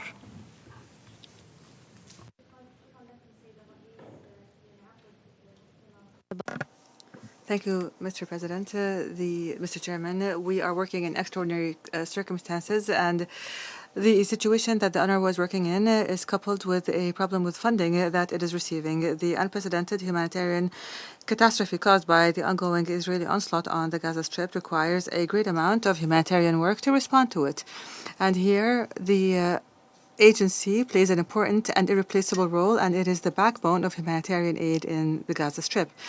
We commend the great efforts that are exerted by the UNRWA staff, at the forefront of which is Mr. Lazarini's work, and we salute the great sacrifices they offer, and we welcome the independent review mechanisms report that showed the falseness of the allegations against the staff. We thank the countries that resumed and increased their contributions to the agency. Mr. Chair, Qatar announces that in May of this year, it offered $25 billion, and this is an additional form of funding to support the main resources of UNRWA in 2024. And this contribution comes added to the $18 million that Qatar offered and sent to UNRWA in December 2023 to support its core finances and core resources. Qatar will continue to coordinate with the Commissioner General of UNRWA at all levels in the current stage to guarantee the continuation of efforts to alleviate the suffering of the Palestinian people. And this comes added to all the different forms of humanitarian, financial, and in-kind support that the State of Qatar is offering to the Palestinian people in line with our principled policy of solidarity with them. I thank you. I should like to thank the distinguished representative of Qatar. I now give the floor to the distinguished representative of Malta. I thank you for convening this important pledging conference at such a critical period for UNRWA. I also thank the Secretary-General, the PGA, and Commissioner General Lazzarini for their pertinent remarks. Presently, millions of Palestinians across the occupied Palestinian territory, Lebanon, Syria, and Jordan are facing unprecedented challenges. Rising regional escalation in Gaza has left UNRWA facing a daily struggle to provide the services which ensure basic levels of humanity for millions of Palestinians. Malta strongly reaffirms that UNRWA is indispensable. The agency is a lifeline for Palestinians, a stabilizing force in the region, and the backbone for the humanitarian efforts in Gaza. Since 7th October, close to 200 UNRWA colleagues have been killed in Gaza, while over 180 UNRWA facilities upon which Gazan civilians depend for survival have been damaged or destroyed. This week alone, 4 schools have been struck, one of which was an UNRWA school sheltering displaced persons. Meanwhile, in the West Bank, the agency faces violence and the imposition of arbitrary measures that severely hamper its work. We underline that humanitarian personnel cannot be targeted and that full, transparent investigations into such instances is critical. Malta welcomes the UN's swift response in the wake of serious allegations that several UNRWA personnel participated in the heinous 7th October Hamas attacks against Israel. We take note that the Office of Internal Oversight Services remains engaged in investigations on the allegations. We are encouraged to note that the inquiry into the agency's neutrality, led by former French Foreign Minister Catherine Colonna, determined that it has in place significant mechanisms to ensure compliance and respond to neutrality breaches. We welcome the agency's commitment to implementing the recommendations put forward by the report. It is important to ensure that any gaps in compliance are bridged. This needs to be accompanied by the financial and political support necessary from influential donors and member states. For 75 years, UNRWA has spearheaded Palestinian refugees' health, education, and development needs. Malta particularly commends the agency's mission to ensure that Palestinian children have the education opportunities they deserve. We are deeply concerned that it is consistently lacking the necessary resources to deliver on this crucial mandate. Malta has been a regular contributor to UNRWA, and in keeping with this, we are pleased to announce an additional contribution during today's conference. We stress the necessity of a funding model which ensures predictable and sustained funding for the agency. The importance of political support for the agency also cannot be understated. Attacks against its mandates not only jeopardize its ability to address critical challenges, but also undermine the multilateral system. Malta has consistently called for an urgent return to a political horizon in line with the two-state solution as the main path towards peace in the Middle East, an immediate and permanent ceasefire in Gaza, and the release of all remaining hostages are paramount to this end. In the absence of a comprehensive political solution to the Israeli-Palestinian conflict, UNRWA remains a key pillar for Palestinians. It demands the international community's consistent financial and political support. Malta remains steadfastly committed to supporting UNRWA's vital role as the primary lifeline for millions of Palestinians. I thank you. I thank the distinguished representative of Malta. I now give the floor to the distinguished representative of the Maldives. Mr. President, I thank you for convening the UNRWA Pledging Conference during this critical time. I also wish to thank Secretary-General Guterres and UNRWA's Commissioner General Lazzarini for the briefings and urgent call to action. UNRWA remains the only refuge for the millions of Palestinian refugees who are forced to leave their homes and their homeland. Today, in Gaza, the humanitarian situation is particularly dire, and over 1 million Palestinian refugees rely on UNRWA for food assistance. The government of Maldives is pledging to increase its annual contribution to UNRWA from $5,000 to $50,000. That is a tenfold increase. Last month, under the direction of President Dr. Moise, a telethon in solidarity with the people of Palestine was organized in the Maldives. The support and donations from the general public raised more than $1 million for UNRWA. It comprised $49,800 and more than 18.4 million Maldivian rupiah. I therefore have the honor to pledge at this conference that the Maldives' total contribution to UNRWA for the year 2024 is over $1.2 million. The Maldives recognizes the dire crisis facing UNRWA and reaffirms its commitment to help Palestine rebuild and recover from the trauma that its people are subjected to. UNRWA has been providing crucial services and emergency assistance to Palestinians for over 75 years. The past 9 months have witnessed one of the most challenging times for UNRWA. Israel has blatantly and brutally violated international humanitarian law. Since October last year, it conducted 453 attacks on UNRWA premises and killed 524 people who are sheltering in UNRWA facilities. The General Assembly mandated UNRWA in 1949 to assist and protect Palestinian refugees. The UN member states must provide financial and political support to ensure the agency's essential mandate continues. UNRWA remains more relevant today than it has ever been. The continued functioning of UNRWA will remain necessary and fundamental until all refugees are returned, resettled, reintegrated, and the original mandate of UNRWA is fulfilled.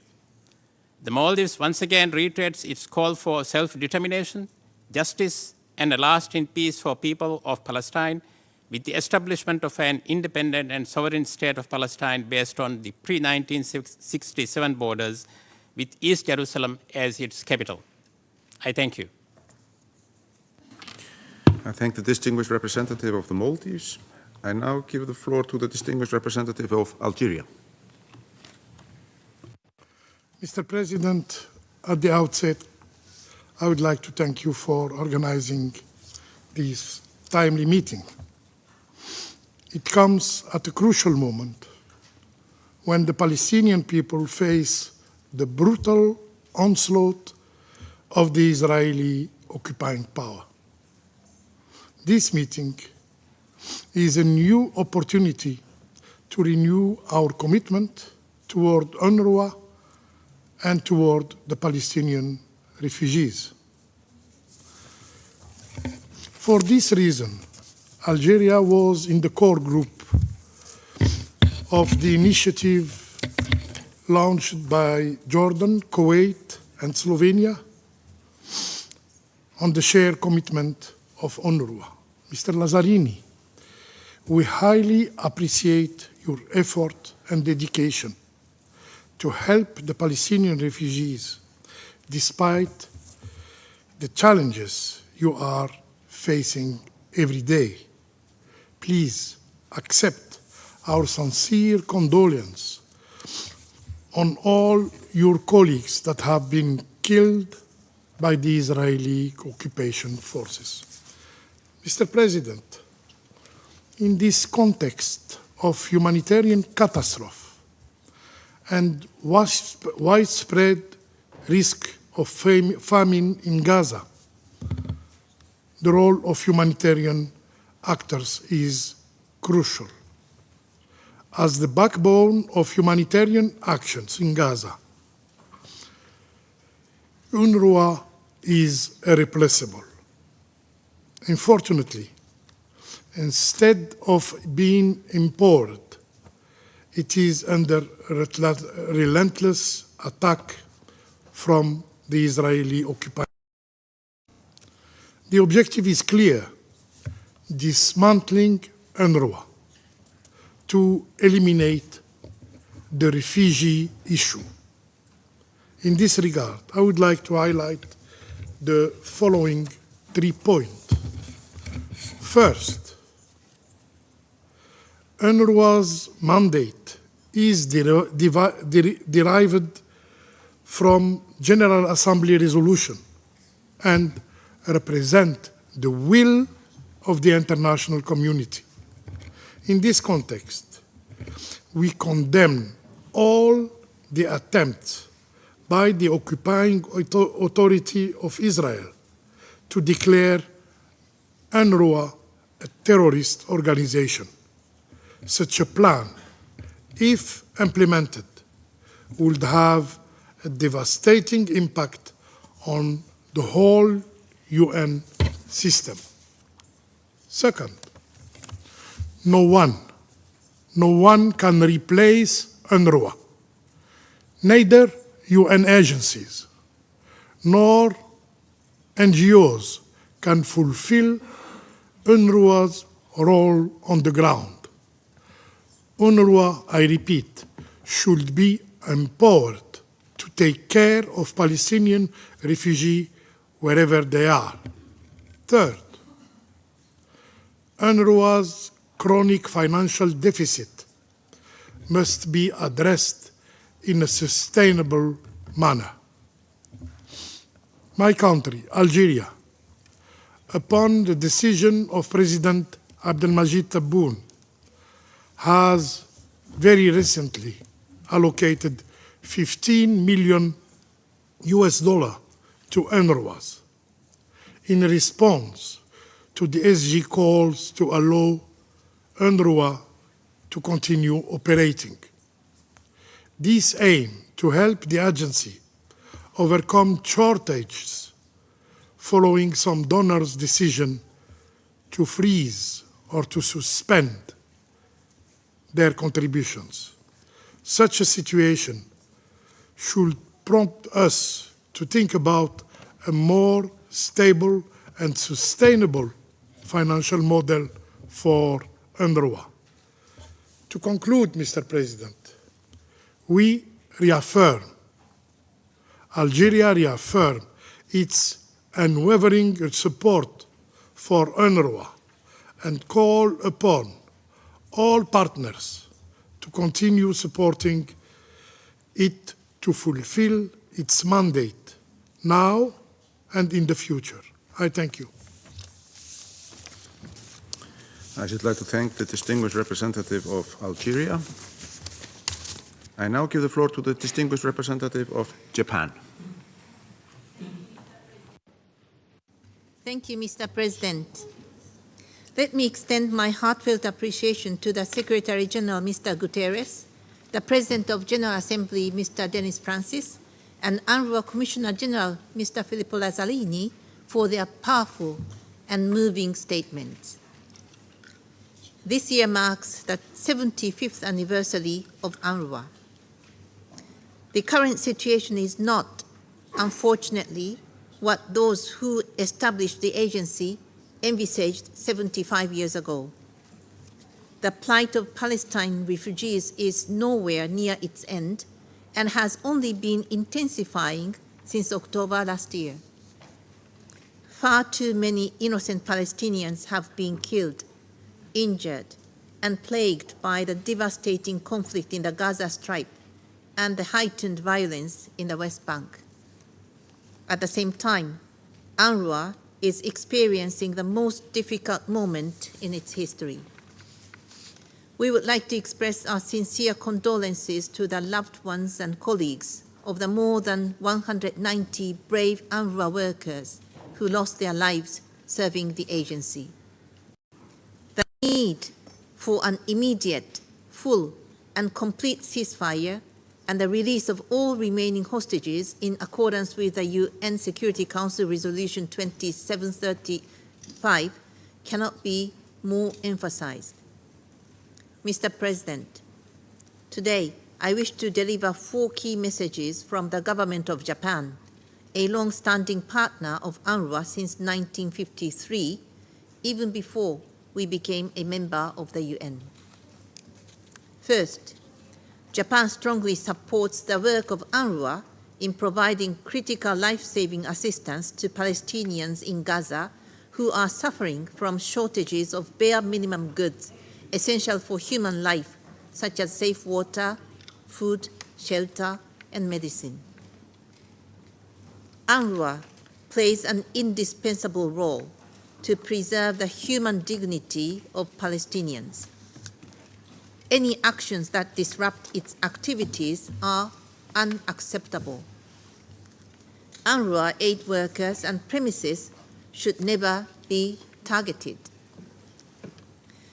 We are deeply disturbed by the series of attacks on UNRWA's schools over the past few days, which reportedly killed dozens of people who were taking refuge there. Second, Japan highly values the various UN-led initiatives to address the serious allegations that UNRWA staff members participated in the brutal terror attack against Israel by Hamas and other militant groups. We welcome and strongly support the commitment by Mr. Lazzarini to fully implement the recommendations contained in the report of the independent review group led by Madame Colonna. For our part, we will contribute to the development and implementation of training program for area staff managers to foster accountability and compliance with the principles of integrity and neutrality.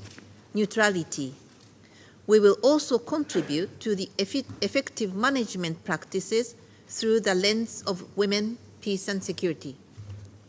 Japan looks forward to seeing concrete outcomes in UNRWA's reforms.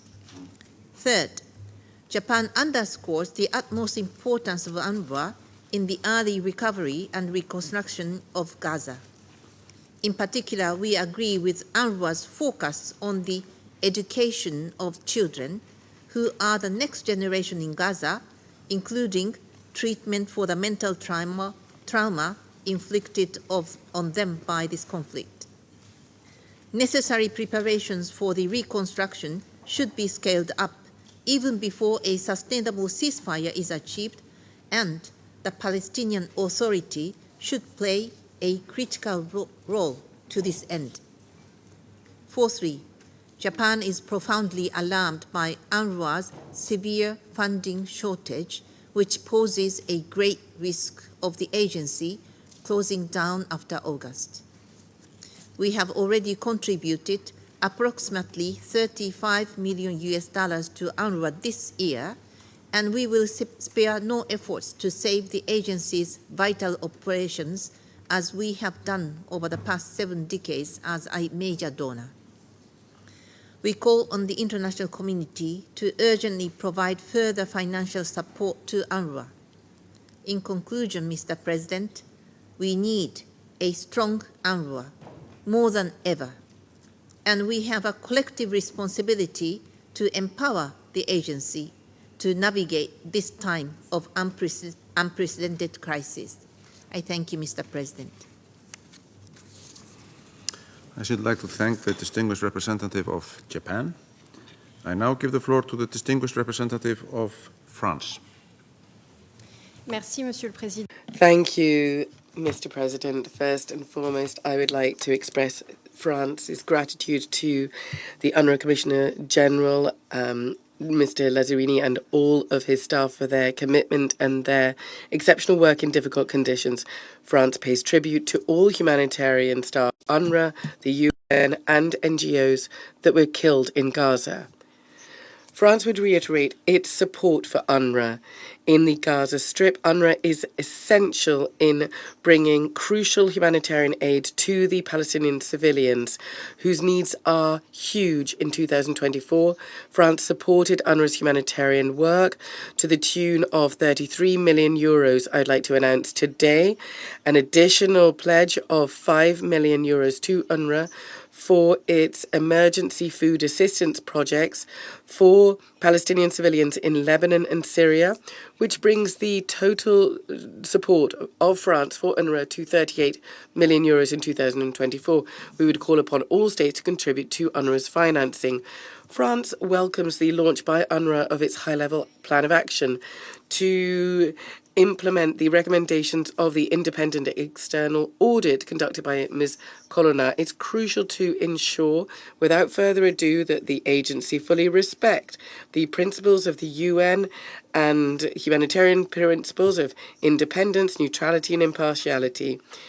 Along these lines, France has joined the initiative started by Slovenia, Jordan, and Kuwait. France would reiterate its call for comprehensive, massive, unhindered access and humanitarian deliveries to meet the immense needs of the civilians in Gaza, given the absolute humanitarian emergency and the risk of famine. And in line with the rulings of the ICJ, Israel must do all it can to guarantee access for humanitarian aid and therefore guarantee free passage by land, which is the most effective means. France will continue to strive for an immediate, lasting ceasefire to bring an end to the suffering of the civilians in Gaza.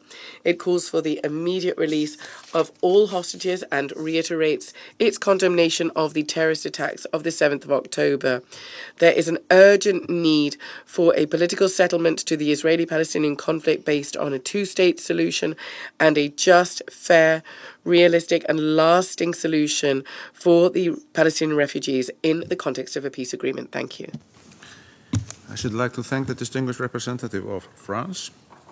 I now give the floor to the distinguished representative of the Philippines.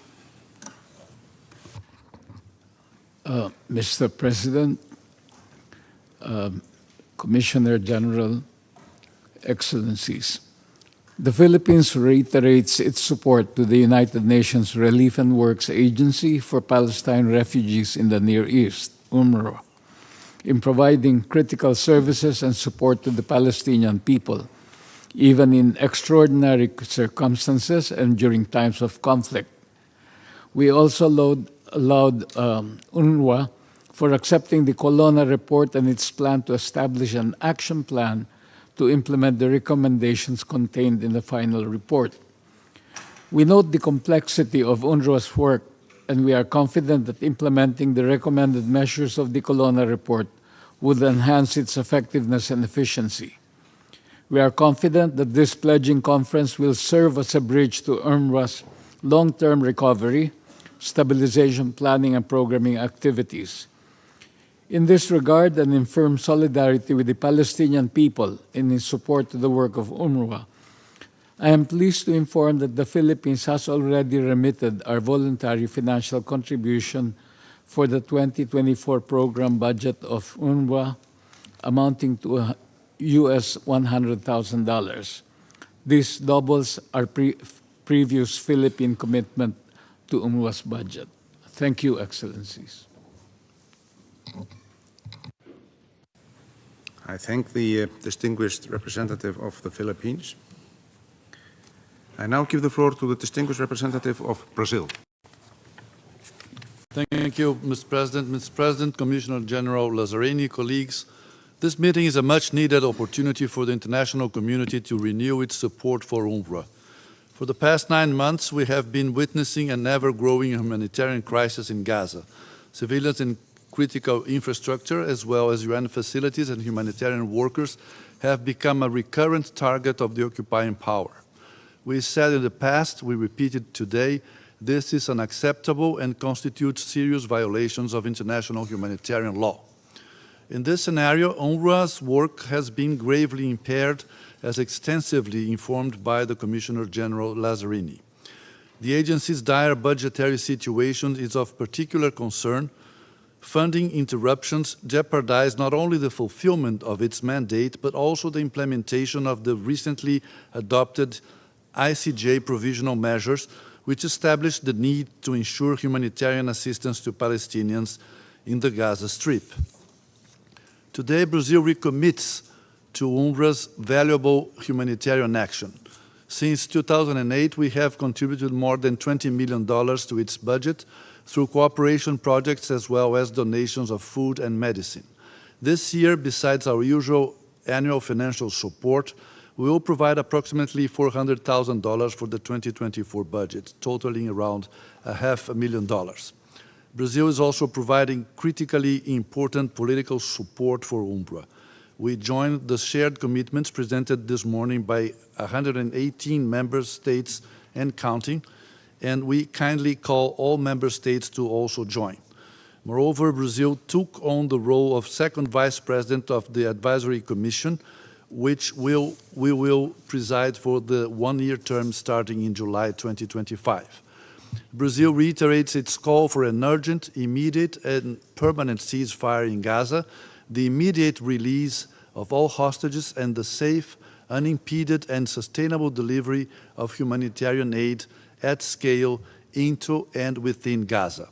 We also reiterate our full support for an independent and viable state of Palestine, whose sovereignty is recognized by Brazil since 2010, living side by side with Israel in peace and security within the 1967 borders, which includes the Gaza Strip and the West Bank, with East Jerusalem as its capital. Thank you. I thank the distinguished representative of Brazil. I now give the floor to the distinguished representative of Austria. Thank you, Mr. Chair and Commissioner General Lazzarini, Excellencies, colleagues. Let me thank you for convening today's pledging conference for UNRWA and express our condolences to the organization and all the families of the over 190 staff members that have lost their lives in Gaza since last October. Over the last year, UNRWA has continued to play an essential role for stability in the Middle East. We acknowledge the crucial role of UNRWA in providing life-saving assistance to the civilian population in Gaza. Today, we meet at a moment of great challenge and uncertainty, coupled with ever-increasing needs and vulnerabilities worldwide, but especially in the Middle East. Austrian development cooperation continues to strive within the framework of bilateral cooperation and multilateral cooperation with partners such as UNRWA to improve the situation of Palestinians. Over the years, Austria has been a reliable partner for UNRWA. Following allegations that staff members were involved in Hamas terrorist attack on Israel on October 7, Austria, like other international partners, suspended its payments to UNRWA. For the sake of its own credibility, the UN must be above reproach. We therefore called on UNRWA and the UN to conduct comprehensive, swift and thorough investigations, and are looking forward to hearing more about their outcome once the OIOS investigations are concluded. We welcome that in addition to these investigations, the UN also swiftly set up an independent review group chaired by former Foreign Minister Catherine Colonna. After studying the recommendations contained in her report, the action plan presented by UNRWA on how to implement the recommendations, and taking into account the clear and public commitment of UNRWA and the UN leadership to implement these recommendations, we resumed our funding to UNRWA. In particular, we welcome the plan that these measures will include ensuring UNRWA's impartiality, strengthening internal review mechanisms, and rigorous vetting of staff members. We expect swift implementation of this plan and call for rapid clarification of the most recent allegations. A total of 3.4 million euros is budgeted for 2024. Part of the Austrian funds will be used for the improvement of UNRWA's internal audit mechanism. Another significant component forms our multi-annual agreement for UNRWA's health program in Gaza in order to enhance predictability and long-term financial programming. Much work lies ahead for UNRWA to effectively implement the many measures. A great deal of trust has been lost. In the medium and long-term, cooperation with UNRWA can only continue if the reforms produced results. Together with our international partners, we will closely monitor the implementation of the action plan. Our aim is to ensure that UNRWA is able to continue to fulfill its important role. As reiterated in the past, Austria reconfirms its commitment to the two-state solution and to a viable Palestinian state living peacefully side by side with Israel. The horrific developments since the last donor conference are a stark reminder of the necessity of a durable, negotiated Israeli-Palestinian solution. I thank you. I should like to thank the distinguished representative of Austria. I now give the floor to the distinguished representative of Belgium. Thank you, Mr. President. Mr. President, Monsieur le Commissaire Général Lazzarini, Belgium thanks you for organizing the yearly UNRWA Pledging Conference. For more than 9 months, we have been witnessing the blatant, unacceptable, and inhumane disregard of international humanitarian law. In unspeakable conditions, the United Nations staff has managed to perform its duties, has managed to do a tremendous job. We present our sincere condolences, Mr. Commissioner General, for the heroes of UNRWA and of other organizations that were killed, fulfilling their mission to protect and save lives. Humanity has failed them. Months later, we say it louder and louder to the parties: silence the guns, rockets, and bombs, and ensure safe and unhindered humanitarian access. Not coming to an immediate and durable ceasefire undermines the core of humanity and the fundamentals of peace and prosperity for the peoples of Israel and of Palestine. I repeat the call to action for children in Gaza and the West Bank as an initiative from Jordan, Belgium, and the European Union. Belgium, Mr. President, has been and remains a strong supporter of UNRWA since its inception.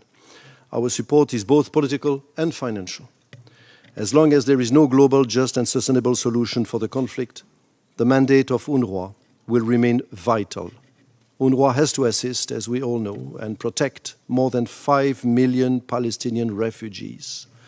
UNRWA is an essential factor for regional stability. The education, health, relief, and social services offered by UNRWA are and remain more than ever a beacon of hope for Palestinian refugees. In short, UNRWA is indispensable. And yet, almost 200 UNRWA staff members have been killed. UNRWA staff faces severe restrictions of movement and operate with unfair and unacceptable administrative, legal, and operational barriers in the West Bank and Jerusalem. They are denied their visas. They are labeled as members of a terrorist organization. Their headquarters is targeted by violent demonstration and arson. This must stop. The report issued by the independent review group led by Catherine Colonna confirmed that the UN agency is a trustworthy institution. We strongly welcome this report, its action points, and the action plan UNRWA has made, and we encourage the implementation of the recommendations with the support from us donors. We ask countries that have not done so yet to support UNRWA's shared commitments and thank all those, nearly 120 this morning, who have done so already. In order to support, Mr. President, the mandate of the organization, my country, Belgium, renewed its 3-year financial agreement in 2024. In 2024, we increased our core contribution to UNRWA to the total amount of 16.5 million euros. For 2025 and 2026, 14 million euros have already been committed. And once again, these are core funding, so there is full flexibility for UNRWA to do what they deem necessary to do with it. Belgium remains a strong, reliable and predictable supporter of UNRWA, and we will continue to do so until a just and lasting solution to the final status issue of Palestinian refugees is reached. I thank you for your attention. I thank the distinguished representative of Belgium. I now give the floor to the distinguished representative of Turkey. Thank you, Mr. President. Let me begin by thanking the Secretary-General Antonio Guterres, PGA Denis Francis, and UNRWA Commissioner General Philippe Lazzarini for their valuable remarks.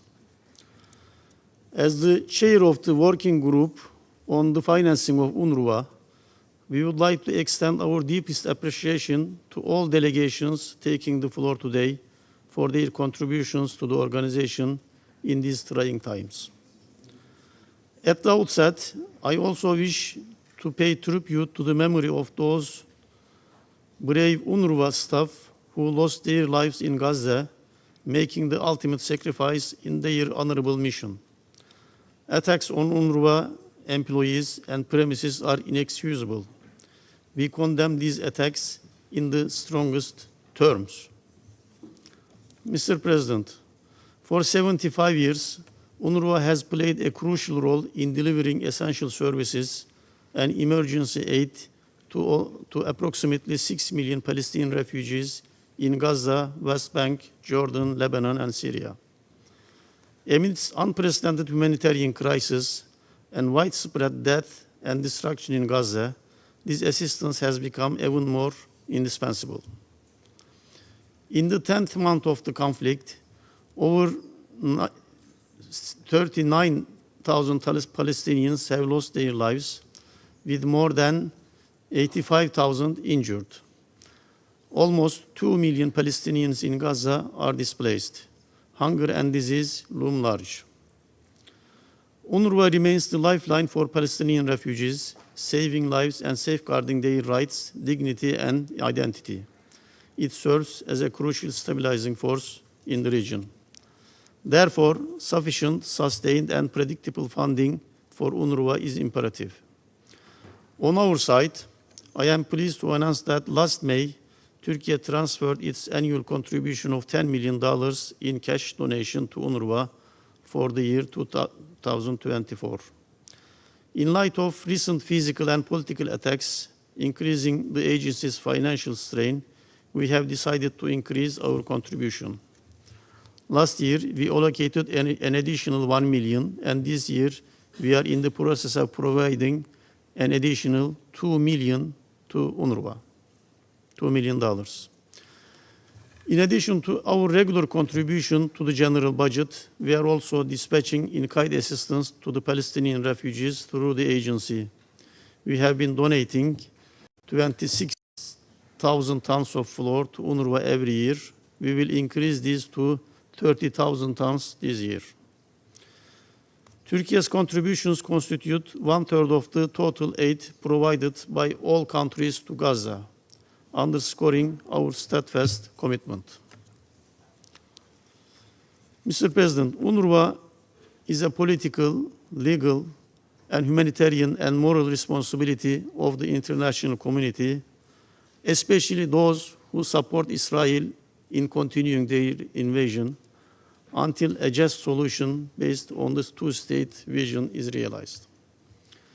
We call on all member states to work together in ensuring that UNRWA continues its critical work.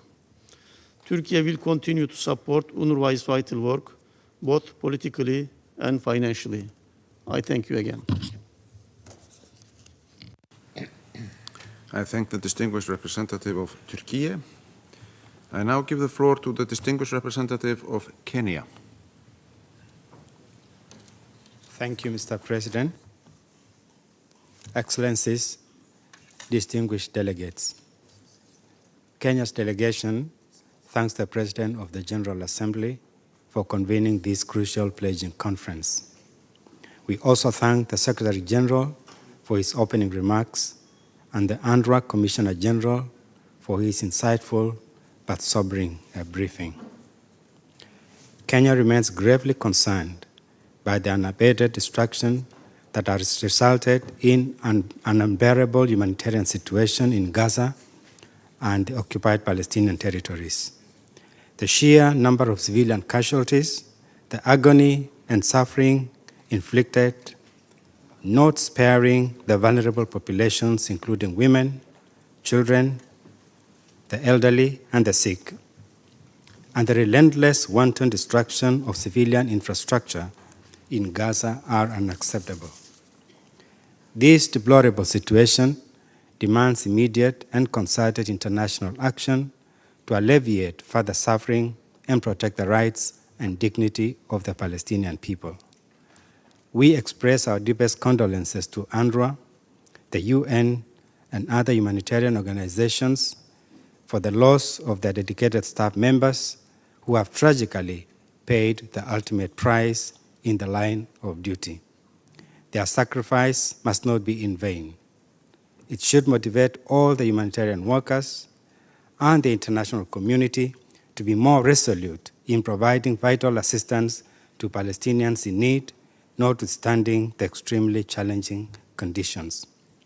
The critical humanitarian role of UNRWA in providing life-saving assistance to Palestinian refugees cannot be overstated. Its efforts in providing education, health care, and emergency relief are indispensable for ensuring the basic dignity and welfare of millions of Palestinians. It is therefore imperative that UNRWA is adequately and predictably resourced to continue its essential work. Indeed, the international community must more than ever before stand up to be counted and reinforce its support for UNRWA, especially given the extraordinary and ever-escalating needs and the resultant budget deficits. Kenya is happy to play its part in this cause within our means. In this regard, the government of Kenya has recently made a donation of $1 million in response to the Secretary-General's call for humanitarian support to the people of Palestine. We echo the calls that have been made to all member states and international partners to tangibly support the work of UNRWA and other humanitarian agencies working in Palestine. Together, we can alleviate and mitigate the suffering, restore hope, and work towards a just and lasting peace in the region. In conclusion, I reaffirm Kenya's solidarity with the Palestinian people, not only in addressing their humanitarian plight, but also their unflinching quest for self-determination. We remain fully committed to the two-state solution, where a viable sovereign state of Palestine lives side by side with the state of Israel in peace and security and in line with the relevant resolutions of the United Nations. I thank you. I thank the distinguished representative of Kenya. I now give the floor to the distinguished representative of Andorra.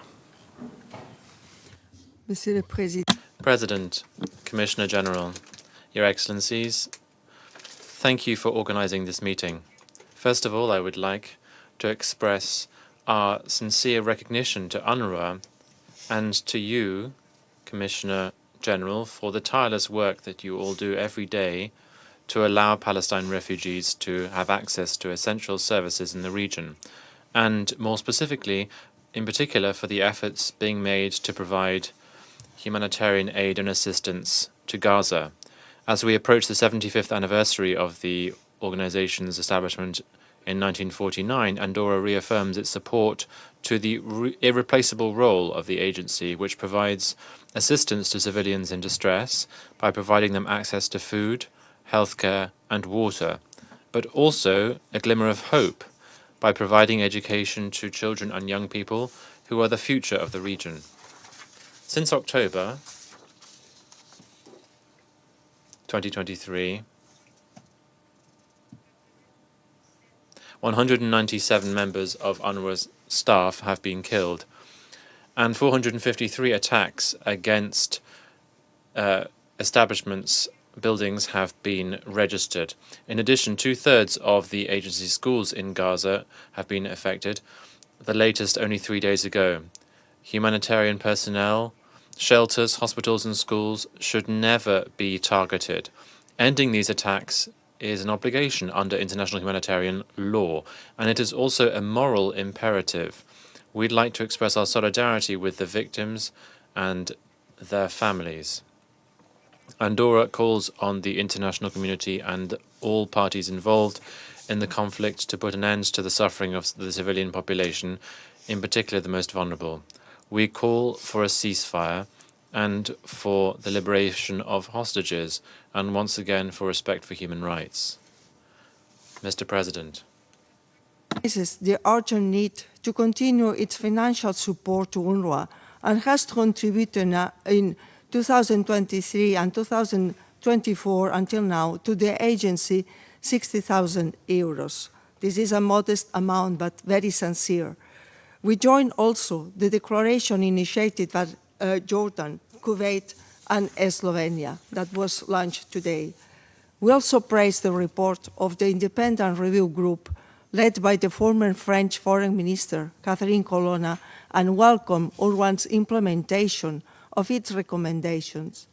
Indeed, in times of conflict, information becomes an easy target too, and we advocate in favor of UNRWA's neutrality principle.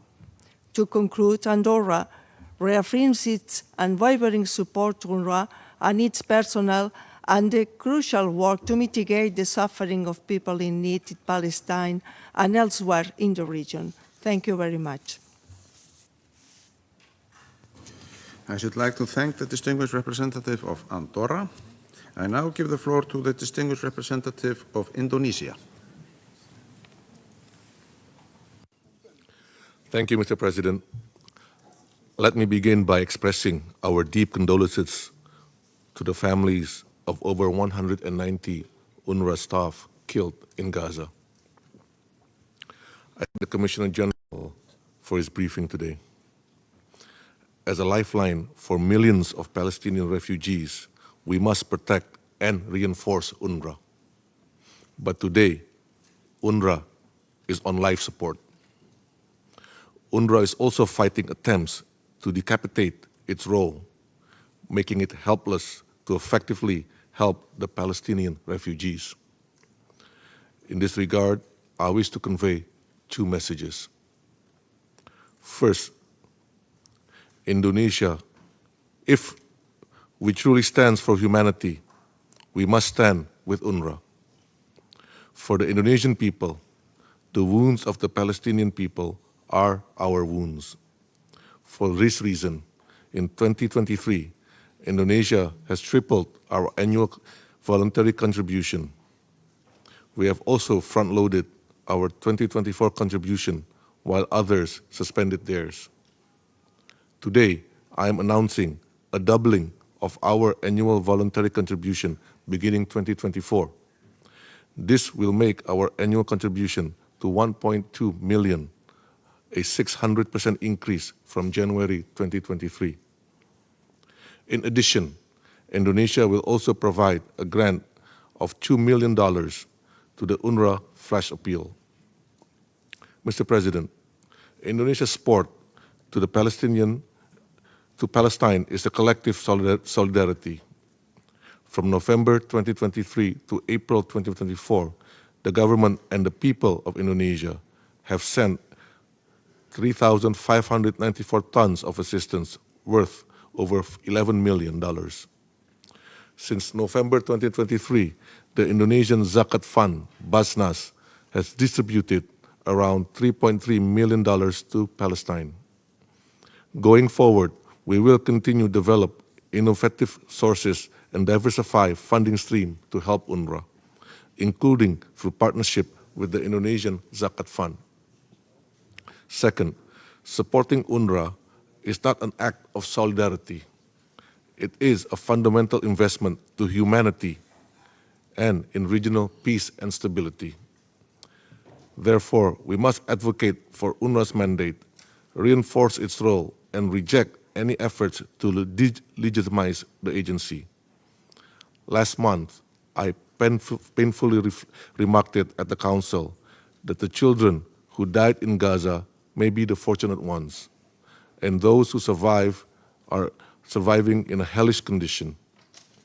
Given the Security Council's inability to stop wars, the least we must do is to support UNRWA, ensuring it's adequately funded and empowered. To conclude, let me reiterate that UNRWA is an integral part of a just and lasting solution in Palestine.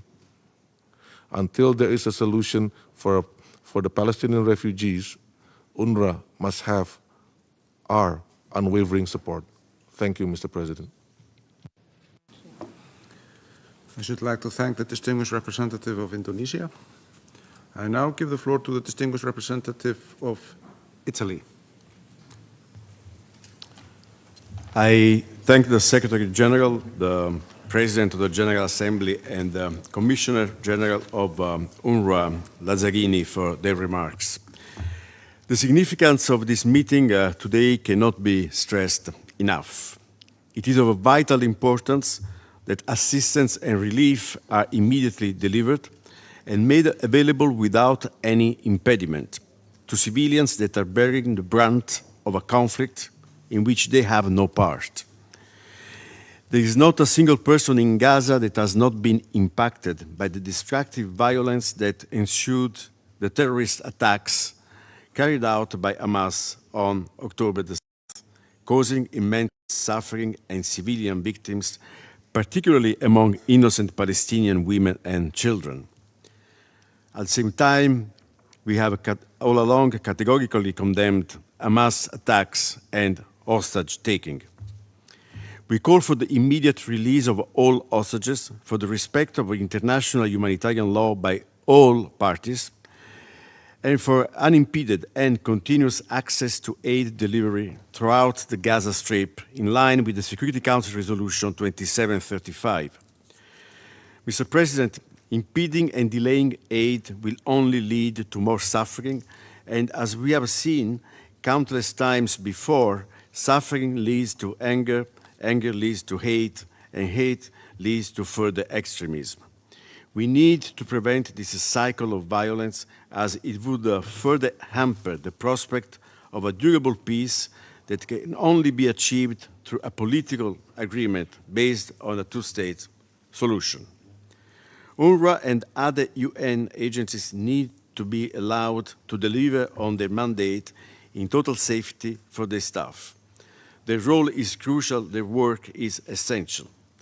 For this reason, Italy will support UNRWA with 5 million euros, of which 2 million will be allocated to the flash appeal for projects in the West Bank. Italy strongly reaffirms neutrality as the overriding principle of humanitarian aid. In this vein, we believe it is of utmost importance that the recommendations in the Colonna report will be fully implemented. Italy's commitment to bringing humanitarian relief to Gaza remains steadfast, as evidenced by our total contribution of 55 million euros, mainly devoted to health and food security sectors. In this spirit, our Ministry of Foreign Affairs launched the Food for Gaza initiative last March. These are concrete signs of the Italian government's strong commitment to alleviating the suffering of the Palestinian population. I thank you. I should like to thank the distinguished representative of Italy. I now give the floor to the distinguished representative of Luxembourg. Monsieur le Président, Mr. President, Commissioner General, this conference is taking place at a time when there are no words anymore to describe the gravity of the situation in the Gaza Strip. Luxembourg deplores the massive loss of human life and condemns all violations of international humanitarian law, depriving civilians and humanitarian workers of the protection which is their right. We commend the courage and extraordinary commitment of the UNRWA staff under the leadership of Commissioner-General Philippe Lazzarini to provide essential services and protection to Palestinian refugees in the region and in particular in the Gaza Strip. We would like to present our most sincere condolences to the families and colleagues of those who died since the 7th of October. We would reiterate here our call for an immediate ceasefire and the immediate release of all hostages and the full implementation of all GA and Security Council resolutions, as well as the interim measures on Israel from the ICJ. UNRWA is the very backbone of humanitarian aid in Gaza. Its work with the Palestinian people for 75 years now makes it crucial and irreplaceable. The role of the agency in all countries in the region who host Palestinian refugees and its role in maintaining the stability there is undoubted. We would urge all member states to preserve the vital work of UNRWA. We are very concerned by the numerous number of legal and logistical obstacles that UNRWA is confronted with in the West Bank and East Jerusalem. Now, we would reaffirm our commitment to UNRWA in terms of the Madam Colonna report. There needs to be impartiality, given the increasing needs of the Palestinian refugees, particularly in the area of education and basic needs of their UNRWA needs predictable financing.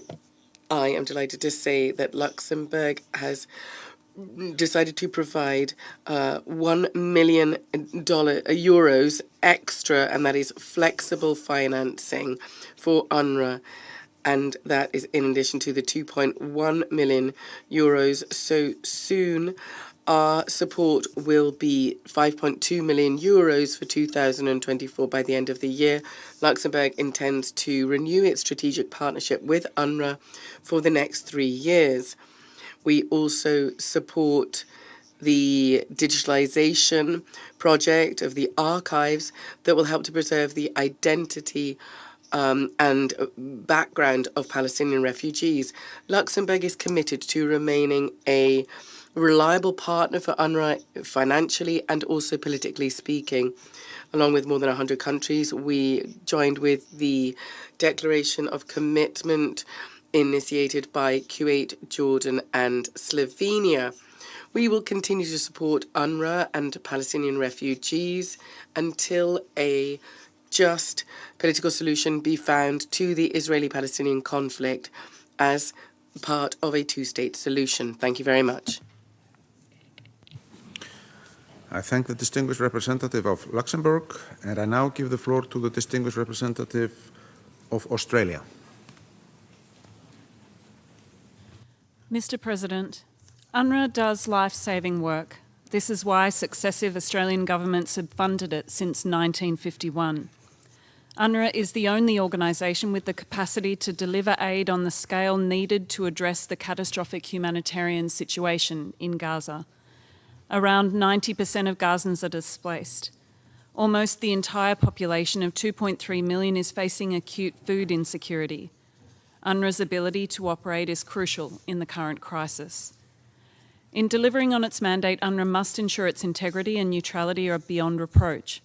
Australia welcomed the decisive actions by UNRWA and UN Secretary-General Guterres earlier this year to put in place additional safeguards, strengthen the integrity of operations and develop an action plan. That is why Australia resumed funding to UNRWA in March, and it is why we will continue our funding of $20 million this year. Australia welcomed the findings of the Colonna review into UNRWA and was pleased the UN Secretary-General accepted the recommendations and that UNRWA has committed to implement them all. Going forward, UNRWA must continue to ensure the highest standards of governance and accountability are met. It must conduct a prompt and thorough investigation when any credible allegation is raised and ensure anyone responsible is held to account. Australia will work with UNRWA to maintain an ongoing focus on diligence and vigilance in its operations. We have expressed this shared commitment along with over 80 other donors earlier today. We urge Israel to recognise UNRWA's mandate, work constructively to ensure its integrity and facilitate its life-saving work. We express our sincerest condolences for the 193 UNRWA staff and more than 80 other aid workers killed in this conflict. The death of any aid worker is unacceptable. Australia has continually advocated for adherence to international humanitarian law and the protection of aid workers. Civilians must be protected, aid must flow at scale, and hostages must be released. The humanitarian catastrophe we are witnessing in Gaza cannot continue. Australia's guiding principle has always been the pursuit of a just and enduring peace in the form of a two-state solution. UNRWA's work remains vital as the international community strives for a just and enduring peace in the region. Thank you. I thank the distinguished representative of Australia. I now give the floor to the distinguished representative of Liechtenstein.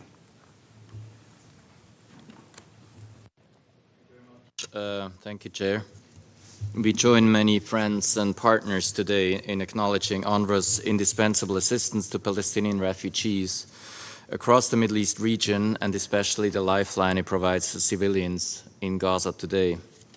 UNRWA's delivery of essential humanitarian goods and services, as well as its operations in areas such as healthcare and education, make a significant contribution to the stability of the region at all times. At times like this, its work is and will continue to be more necessary than ever. We pay tribute to the 197 UNRWA employees who have lost their lives while trying to save the lives of others and alleviate their suffering in the most extreme of circumstances. We reiterate our full condemnation of any attacks on humanitarian personnel. Our support for UNRWA services in the occupied Palestinian territories and neighboring countries is an important element of Liechtenstein's humanitarian and development assistance to the Middle East region. I'm therefore pleased to announce that Liechtenstein will maintain its support for UNRWA in 2024 in the amount of 100,000 Swiss francs to support its work in the Gaza Strip and West Bank. We hope that this financial contribution will assist UNRWA in carrying out its work to full capacity. UNRWA's efforts must live up to the highest standards of transparency and accountability, should not be politicized, and should receive the full support of the international community. In light of these responsibilities, Liechtenstein is deeply concerned by the allegations of the involvement of 12 UNRWA employees in the 7 October terrorist attacks by Hamas. We welcome the Colonna report, which has provided a thorough and comprehensive analysis of UNRWA's mechanisms and procedures, as well as a clear basis on which UNRWA can take steps necessary to address governance issues. We have been encouraged by UNRWA's quick and positive response and look forward to being part of the conversation on implementation. We will also closely follow the ongoing investigation by the UN Office of Internal Oversight Services and look forward to their findings. In respect of the above, we have joined 117 other states today in endorsing the statement of shared commitments on UNRWA, which we believe sets out a clear basis for an enhanced relationship between the agency and member states. On a personal note, Mr. Chair, I wish to express my pleasure to see you chairing this meeting and to thank you for your personal and professional friendship and wish you all the best for your future.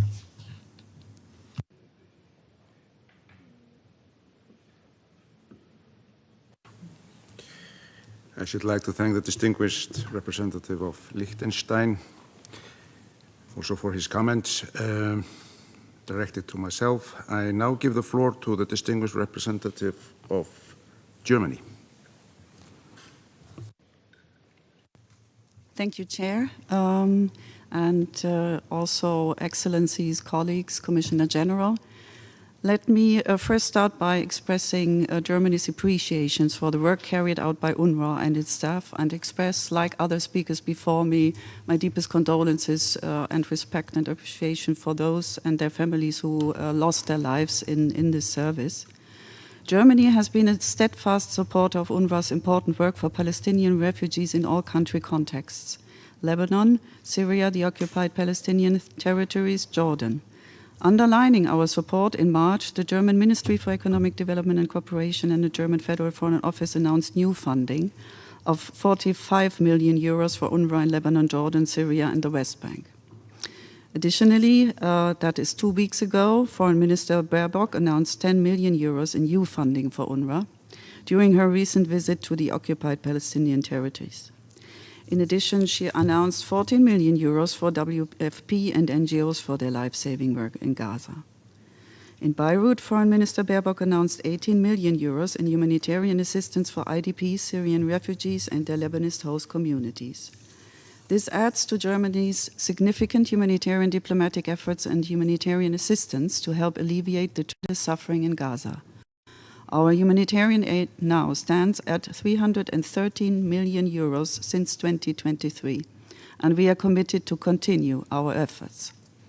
During Foreign Minister Baerbock's 10 visits to the region since 7th of October 23, she repeatedly called for humanitarian assistance to be scaled up and distributed to the civilian population in Gaza immediately and without any obstructions.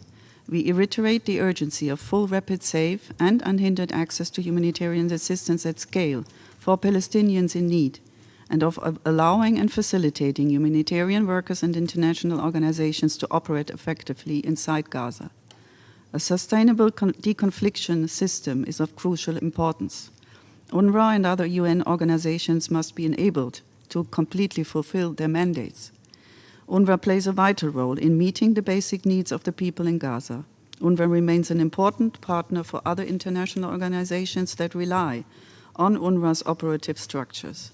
In the context of enormous challenges, Germany remains supportive of UNRWA's work, and we very much welcome that UNRWA is fully committed to implementing the recommendations of the Colonel Report and urge UNRWA to continue its efforts in this regard.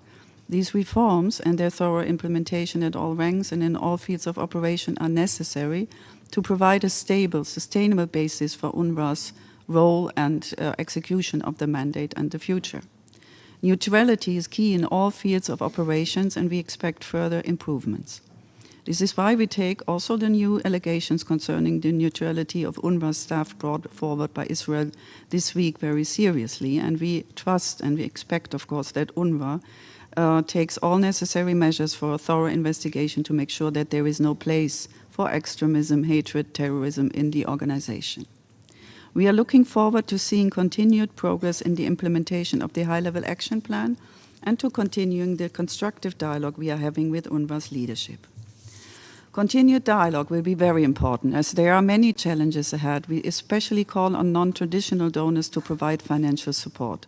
We also welcome that UNRWA announced to build on and extend partnerships with other UN agencies and partners in the region in order to keep delivering on its mandate. We encourage UNRWA to intensify those efforts. UNRWA's mandate is closely linked to the prospect of a true political perspective. Germany firmly believes in two states, Israel and Palestine, for two peoples in the Middle East, and we fully support Palestinians' right to self-determination. Every child, every family deserves to live in peace, prosperity, and in dignity. That is why Germany has been working towards a two-state solution for years, and we will relentlessly continue to do so. I thank you. I should like to thank the distinguished representative of Germany, and I now give the floor to the distinguished representative of Denmark. Commissioner General, colleagues, at a time of immense civilian suffering, enormous loss of life, and a majority of Gaza's population facing high levels of acute food insecurity, UNRWA has continued to play an indispensable role since Hamas' deplorable terrorist attack on 7 October. Denmark deplores the high number of humanitarian workers who have been killed during this crisis. We convey our deepest condolences to the UNRWA staff who have been killed while saving the life of others. Their memory and invaluable work must not be forgotten and should be restated here today, where we renew our commitment to UNRWA. And once again, we call on all parties to protect humanitarian workers, civilians, as well as civilian infrastructure, in accordance with civil international law, including international humanitarian law. Recognizing that UNRWA remains the main lifeline for almost 2 million civilians in Gaza, Denmark has continued its annual core funding of $15 million and made additional contributions in 2023 of approximately $10 million to UNRWA. 2 weeks ago, Denmark again announced an additional humanitarian package to Gaza, including a contribution of around $4.3 million to UNRWA.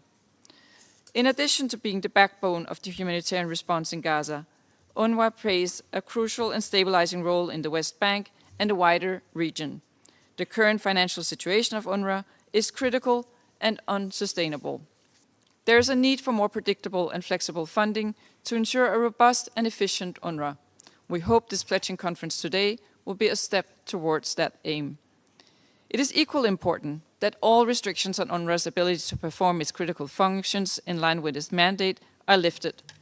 Denmark, along the lines with the EU, reiterates the urgent call for an immediate ceasefire, release of all hostages, and the full, safe, and unhindered provision of aid into Gaza. At the same time, Denmark continues its unwavering commitment to a lasting peace on the basis of a two-state solution. On a final note, and following the allegations directed towards UNRWA earlier this year, Denmark welcomed the prompt response by the Secretary-General, as well as the Commissioner-General of UNRWA. We have also expressed our support for the Commissioner-General's commitment to implement the recommendations by the Independent Review Group, and we have extended our support to the implementation process. It is critically important that UNRWA comes out of the past months as a strengthened and modernized agency and is able to restore trust in the organization. Denmark would do whatever is within our abilities to assist this transformation. I thank you. I should like to thank the distinguished representative of Denmark. I now give the floor to the distinguished representative of Spain. Gracias. Thank you, distinguished colleagues. This conference is being held in exceptional circumstances which were impossible to predict at the beginning of June last year. Since the beginning of this crisis, Spain has insisted that only an immediate and permanent ceasefire can alleviate the suffering of the civilian population in Gaza and meet their humanitarian needs to allow for wide-scale, swift, unhindered access for humanitarian aid and the safe liberation of all those hostages who are still captive in the hands of Hamas. The Commissioner-General, Philippe Lazzarini, has been crystal clear about the seriousness of the financial situation of the agency and the scope of the challenges that it is facing. Against the current backdrop of a humanitarian disaster, UNRWA has repeatedly demonstrated that it is the backbone of the multilateral humanitarian assistance in Gaza. More than ever, UNRWA is irreplaceable now. However, it is paying a terrible price, with almost 200 members of its staff who have been killed since the 7th of October. Last weekend, the attack on a UNRWA school in Nusayrat caused more than a dozen victims and many more people were injured. International humanitarian law is not being respected. We once again call for the duty to respect international humanitarian law by all parties. We also recall that complying with the provisional measures of the ICJ is not an option, and we once again demand that they be complied with immediately. The civilian population in Gaza is unfairly paying a price for the crimes of Hamas. This is not acceptable. That is why Spain is in favor of a swift conclusion to the review of all the process to allocate humanitarian aid of the EU, and we have also increased our financial support to UNRWA after the allegations of working with Hamas, but the investigations have not backed up these allegations, and we therefore welcome the efforts of the agency to implement the recommendations of the independent review. Since the 7th of October, Spain has disbursed 43 million euros to UNRWA, 23.5 million only this year. We encourage other donors and partners to increase their contributions. I would also like to underscore the support to UNRWA from Spanish civil society and the various autonomous communities and municipalities. Our commitment goes beyond the figures. Spain will chair the advisory committee until June of next year. We hope that the United Nations will also formally support the idea to have a summit that can lead to an in-depth discussion about addressing this terrible situation that is going on in Gaza.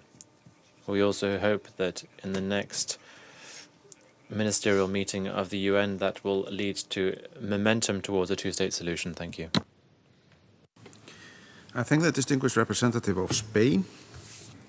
I now give the floor to the distinguished representative of Norway.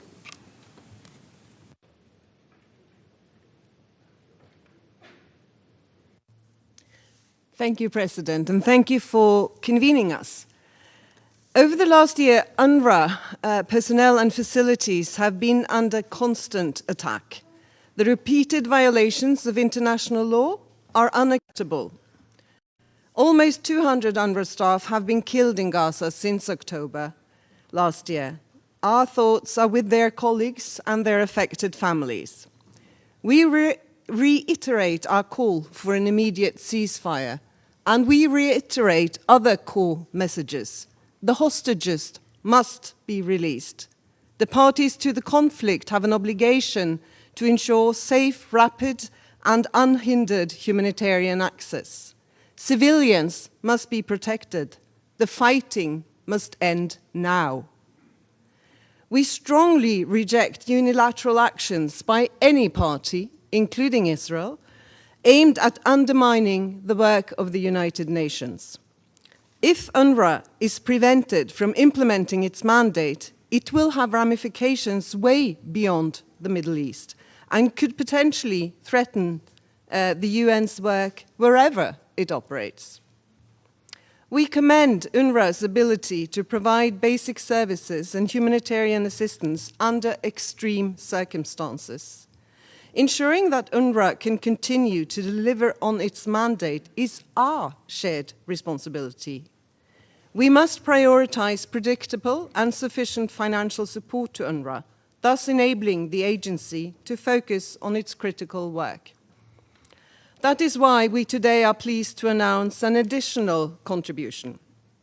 We will increase our contribution to UNRWA by 100 million Norwegian kroner, which is approximately $10 million US, raising our total contribution to UNRWA for this year to 475 million Norwegian kroner, approximately 47 million US. We strongly encourage other donors and potential donors to come forward with contributions. We welcome that most countries that suspended their funding earlier this year have resumed their contributions and hope the rest will follow. Norway has maintained our support throughout this period, firmly believing that we cannot collectively punish millions of refugees and an entire organization for the alleged conduct of a few. We also welcome the agency's action plan for implementing the Kelowna report's recommendations and stress the need to strike the right balance between implementation of the action plan and UNRWA's core mandated tasks in all its fields of operation. UNRWA is the backbone of the humanitarian response in Gaza.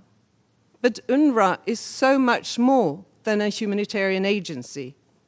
UNRWA is our joint commitment to securing the rights of Palestine refugees until a political solution can be found. And I thank you. I should like to thank the distinguished representative of Norway. I now give the floor to the distinguished representative of Iraq. شكرا جزيلا السيد الرئيس. في البداية أود أن أعرب عن بالغ Thank you very much. First and foremost, I would like to thank the President of the General Assembly, who continues to follow the situation closely and holds these meetings while the Palestinian people are living in a desperate situation because of the ongoing genocidal war started by the occupying Israeli forces inhuman against the Palestinian people. This is astonishing disdain by Israel of all international humanitarian rules and all of the relevant resolutions, 2735 being the most recent. These reflect the desire of the international community to bring an end to the occupation. I would like to thank Philippe Lazzarini, the Commissioner General of UNRWA, for being here and for his comprehensive briefing. This reflected the devastating situation and the scale of the suffering and the inhuman suffering that the Palestinian people are experiencing because of the crimes and carnage carried out by the Israeli occupying forces. They've used all types of weapons against the Palestinian people. Mr. Lazzarini clarified the funding crisis that UNRWA is experiencing. This prevents it from implementing its mandate. Sir, Iraq would like to reiterate its support for UNRWA. UNRWA is continuing to uphold its mandate and its operational work. The importance of UNRWA's work is crucial. It must be able to be continued. Because of Israeli attacks, there have been many sacrifices within UNRWA, and the Iraqi government would like to express its sincere condolences to families of UNRWA victims, those people who were killed when they were carrying out their duty. By the same token, we commend the efforts made by UNRWA and its vital role in assisting millions of Palestinian people over the past 75 years. The scale of the task facing UNRWA is huge. UNRWA, nonetheless, is the largest UN program, and its efforts are very specific. They have a direct impact.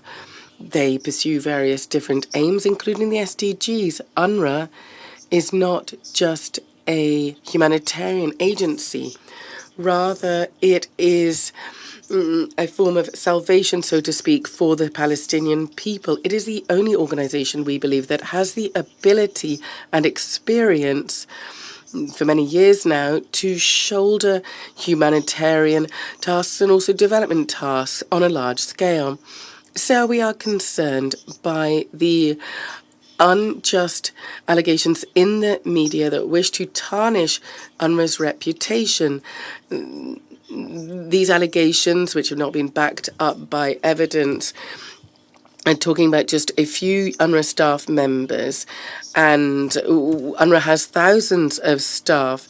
This cannot justify a stoppage of funding, especially given the enormous suffering of the Palestinian people and the huge needs that they have. Iraq, in particular in Gaza, Iraq welcomes the fact that donor countries have continued to provide support to UNRWA, and we would urge those countries that have ceased funding to continue and to resume it.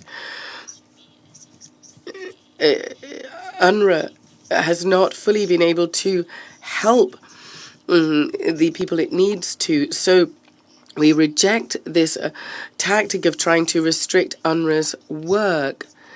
We are going to make a contribution of $25 million to UNRWA to help it fund its work. The Iraqi Association of the Red Crescent is seeking to support UNRWA as well.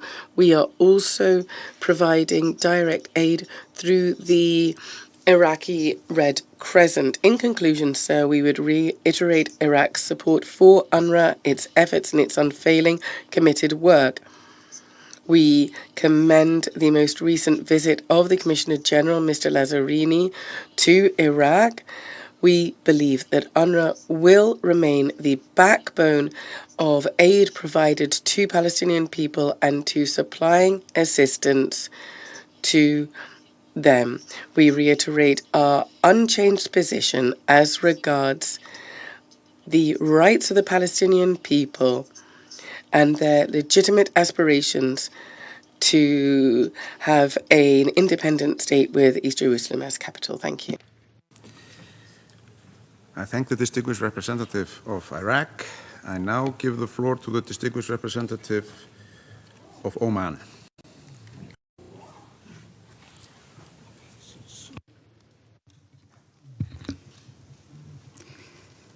I'm going to deliver this statement in English, unfortunately. Vice President, it's good to see you presiding over this important meeting. Commissioner General Lazzarini, ladies and gentlemen.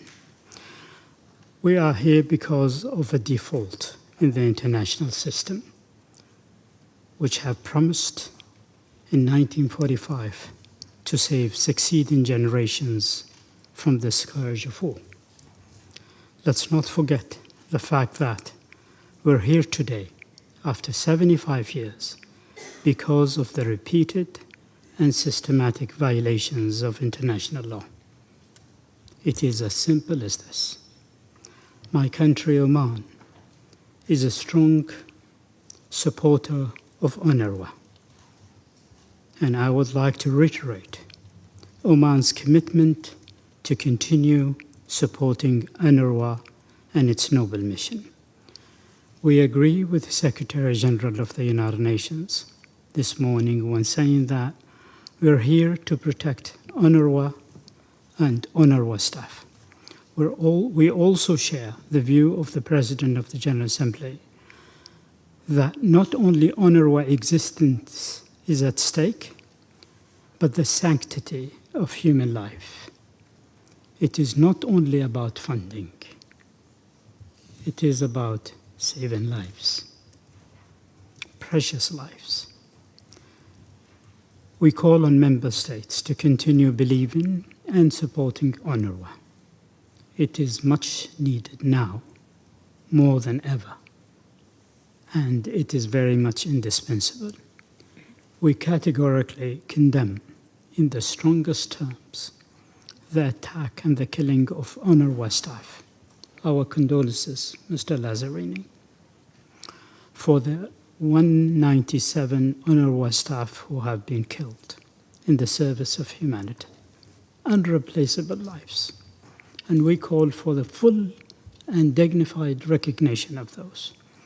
It is a huge sacrifice that not only deserve the recognition of the international community, but holding those responsible accountable for their actions. It is time to end the 75 years of tragedy of the Palestinians. It is too much for the Palestinians to bear. UNRWA, supposedly a temporary mandate, remains pertinent and necessary until we see an end to the occupation. Through the realization of the two-state solution, Commissioner General, allow me to conclude by stating once again, my country is totally dedicated for the support of UNRWA, financially, politically, and logistically. Thank you very much. I should like to thank the distinguished representative of Oman. I now give the floor to the distinguished representative of Canada. Thank you very much, Mr. Chair, and laissez-moi d'abord remercier. I would like first of all to thank the Commissioner General for being here and for the report that he has presented. And I would like to begin by stating Canada's fundamental stance on the situation in the Middle East and on our support to UNRWA. We unequivocally condemn Hamas, a terrorist organization, for its attacks against Israel on the 7th of October 2023. We support the overall agreement presented by President Biden, which would lead to a ceasefire in Gaza, to all hostages being freed, we shouldn't forget about them, and to a significant lasting increase in humanitarian assistance. But even in the absence of a ceasefire, international humanitarian law must be upheld at all times. This is critical so that the vital aid can get to people as quickly as possible in full security and that it be unhindered. Mr. Chairman, UNRWA and Palestinian refugees are facing challenges on a scale we have not seen before in the region. Nothing in this conflict dating back to the mid-1940s and even before then, nothing in this conflict compares with the humanitarian and overall dire situation which so many people are facing, as well as the loss of life and the dramatic injuries that have taken place to tens of thousands of Palestinians. We are also increasingly concerned about the escalating tension along the border with Lebanon and the risk of regional expansion of the conflict. We would like to take this opportunity to offer our sincerest condolences to the families of the 197 UNRWA staff who've been killed in this conflict. We recognize the extraordinary commitment of UNRWA staff who have continued to heroically deliver assistance to those who need it most. We continue to be gravely concerned about all the reports of the deteriorating access for humanitarian aid into Gaza and within Gaza, at a time when Gazans need to see more aid, not less aid. Civilians, aid workers, and facilities must be protected.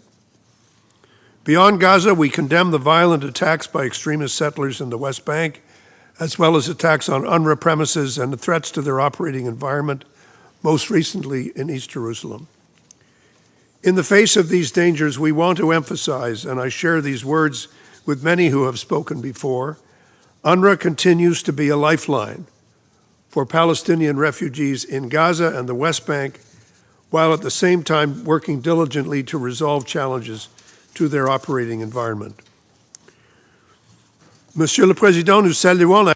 President, we welcome the swift professional response of UNRWA and the United Nations to the recommendations contained in the Colonna report. Canada expects UNRWA to take all necessary measures to strengthen oversight, accountability, and transparency. We are determined to ensure the implementation of the necessary reforms within the agency. We expect all UN agencies to respect the zero-tolerance policy of the United Nations when it comes to terrorism in all of its forms, as well as its neutrality. We recognize that this work is already ongoing in UNRWA and that the implementation of the recommendations in the Colonna report is continuing in spite of the fact that UNRWA is facing a chronic financial deficit. We will continue to work with UNRWA and with the broader United Nations on this issue. Like many others gathered here, Canada has signed the Common Engagement Letter, which is a clear commitment, shows our clear commitment in this area.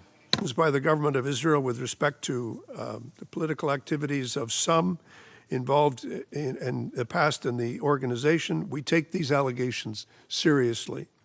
We are pleased to see UNRWA's swift communications on the allegations, and we support the approach that's been outlined by the Commissioner General to engage Israel to seek further clarifications.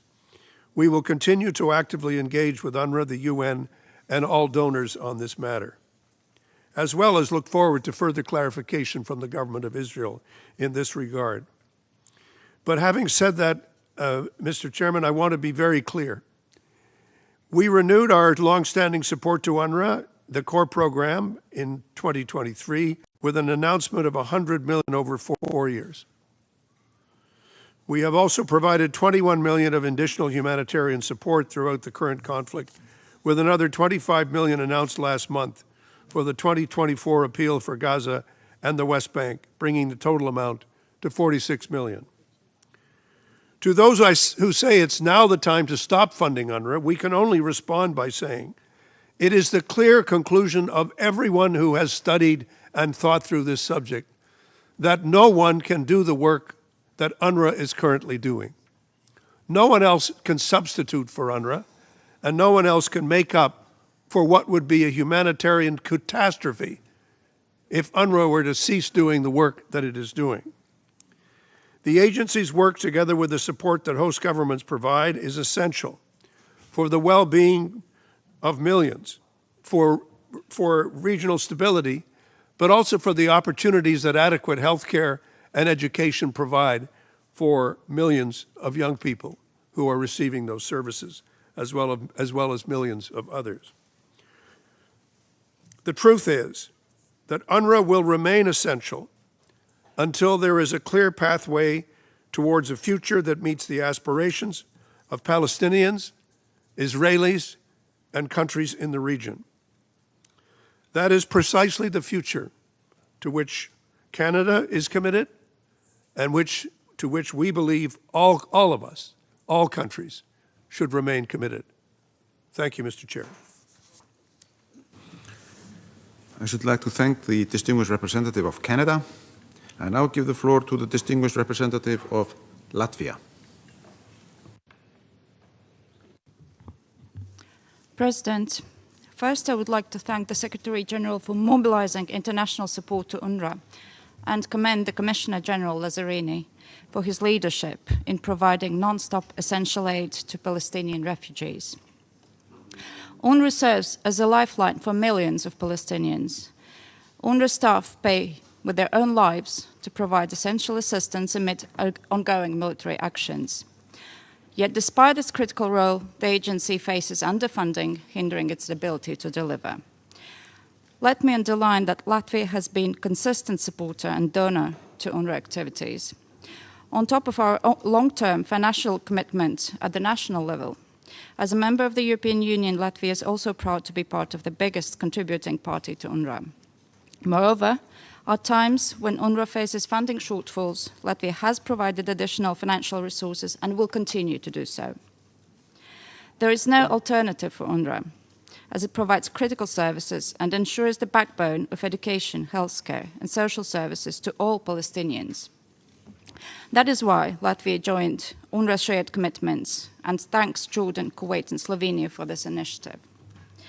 We commend the agency in implementing the recommendations outlined by the independent review group's final report. This process should continue in a transparent and coherent way, upholding UNRWA's neutrality with our support. The dire situation in Gaza cannot be described in words. Palestinian people have been plunged into an abyss of suffering, people displaced, infrastructure destroyed, no safe space remaining, children killed and maimed. And for this reason, Latvia also joined the call for action for Palestinian children in the West Bank and Gaza. Immediate relief must be accompanied by peacebuilding and peacekeeping components. Latvia continues to contribute to the UN peacekeeping missions in the region, namely UNIFIL and UNSO. Yet Latvia recognizes that long-term peace is only achievable through a political process based on full implementation of all relevant UN Security Council resolutions. In particular, Resolution 2736 on a comprehensive ceasefire agreement securing immediate end of hostilities and release of all hostages. Each day of delay means more casualties, more suffering, more death. The Palestinian people have suffered too much long ago. The path towards a long-term political settlement should begin without a delay. In closing, let me reiterate Latvia's unwavering support to UNRWA. We call on the international community to join efforts in forging sustainable funding to continue UNRWA's critical mission, provide consistent lifeline to Palestinian people. I thank you. I should like to thank the distinguished representative of Latvia. I now give the floor to the distinguished representative of Sweden, who will be the last speaker this morning. Sweden, you have the floor. Thank you, Mr. President and Commissioner General, who have left the building right now. But anyway, we want to thank you for convening today's annual pledging conference. We want to thank all UNRWA staff for their continued work during an exceptionally challenging year and for their tireless commitments to deliver life-saving support. We underscore our deepest condolences for the more than 197 UNRWA staff members who have lost their lives, as well as the severe damage inflicted on UNRWA facilities and operations. Mr. President, the human suffering in Gaza is beyond words. Civilians need to be protected in line with the international humanitarian law. Humanitarian access must be scaled up and more efficient deconfliction mechanisms, as well as checkpoint procedures, are needed to allow for a sustainable flow of humanitarian aid. Sweden will also continue to advocate for that humanitarian staff and transports are allowed to move safely to deliver assistance in an effective, predictable, and consistent way across all of Gaza. They are not and should never be a target. We are deeply concerned by the incitement against UNRWA in Israel and the attempts to undermine the work and credibility of the agency. We also express grave concern at the mounting number of access impediments and attempts to undermine the work of UNRWA, as well as other UN humanitarian workers. Humanitarian assistance must be allowed to reach those in need. UNRWA, like other UN and international organizations and diplomatic missions, need to be protected under international law, including the Convention on the Privileges and Immunities of the United Nations and international humanitarian law. Sweden condemns any attempt to label a UN agency as a terrorist organization. We welcome the swift action of UNRWA and the UN following the publication of allegations against some of its staff and the strong public commitment to fully implement the recommendations of the Colonna report. We welcome its key findings and that the agency acts consistent with the humanitarian principle of neutrality and request that UNRWA implement their recommendations. Since October last year, Sweden has increased its humanitarian assistance to Gaza by almost $50 million. This year, Sweden has made an initial contribution of $19 million in core funding to UNRWA and $3 million to UNRWA's flash appeals.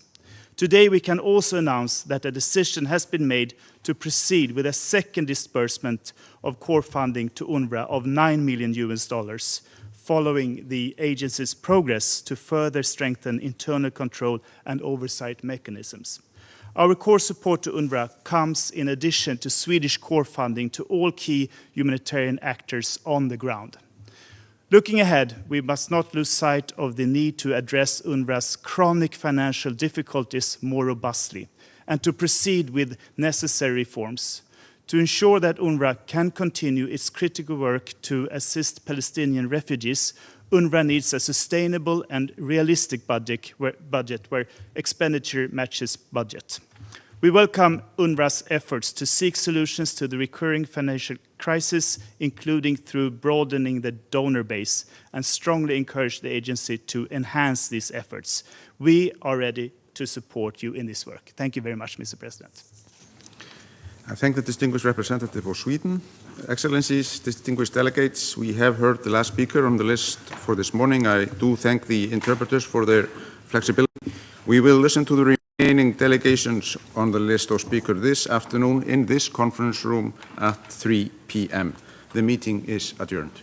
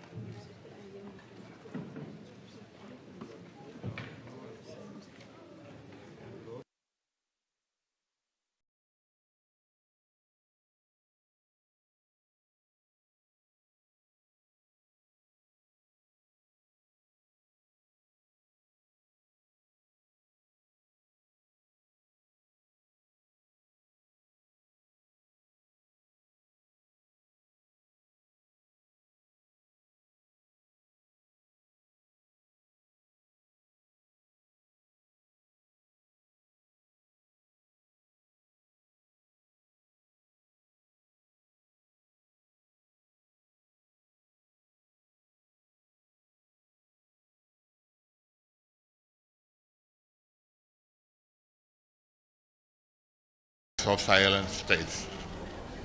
We will continue to work with the ECOWAS and the countries of the sub-region to strengthen regional cooperation and to preserve peace and stability in the best interests of the peoples of the region.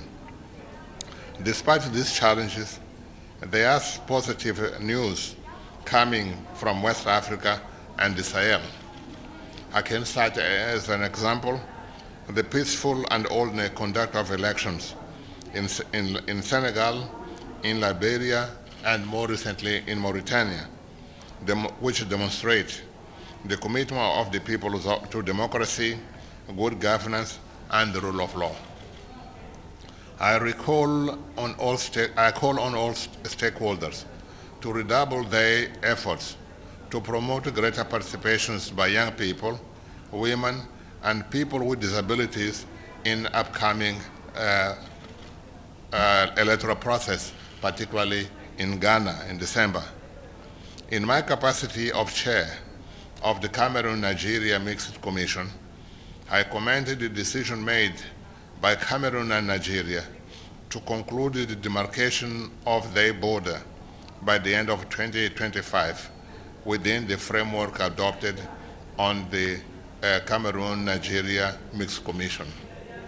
This is a paramount achievement of a lasting peace and security, as particularly if you take into account the whole process went on along 2,100 kilometers long. It will also require the financial contribution of the parties, regional and international partners, as the swift implementation of socio-economic projects is critical to the communities affected by the demarcation activities. I thank the international community for their continuous engagement in West Africa and the Sahel and their firm commitment to economic development, peace and security. I thank you. Thank you. Let's now take some questions. Al Jazeera. Hello. Thank you, Mr. Sarris, for your briefing. My name is Gabriel Elazar from Al Jazeera English News Channel. In your briefing to the Council, you mentioned that there are 3 Central Sahel states that have voiced that say ECOWAS no longer serves their interests, as you briefed the Council. Can you talk a little bit more about this, specifically about your role, what you can do to change that perception or that view in the region? Right. In January this year, the 3 countries announced that they will withdraw from ECOWAS. And the reason behind was that that organization no longer satisfied their interests. And now the situation has evolved. We engaged them, try to share with them that it was in their best interest, particularly if you take a long-term perspective, to remain within ECOWAS. Also, the links between each one of these 3 countries with other members of the organization are very deep and also deep-rooted, so they could not be changed by a sort of a decree on that. So, on the other hand, it will be within the family. They should seek solutions for their grievances in relation to the organization. Now this is likely to happen. First, because Senegal was entrusted by the recent summit of ECOWAS to be the bridge to facilitate the contact between each one of these countries and the ECOWAS. And this is important. Why Senegal? Senegal had the similar grievances they had before going to elections on that. They had critical views on the social, economic, and political situation of their own country, but the way that they took was a different path. So they went through democratic elections of that.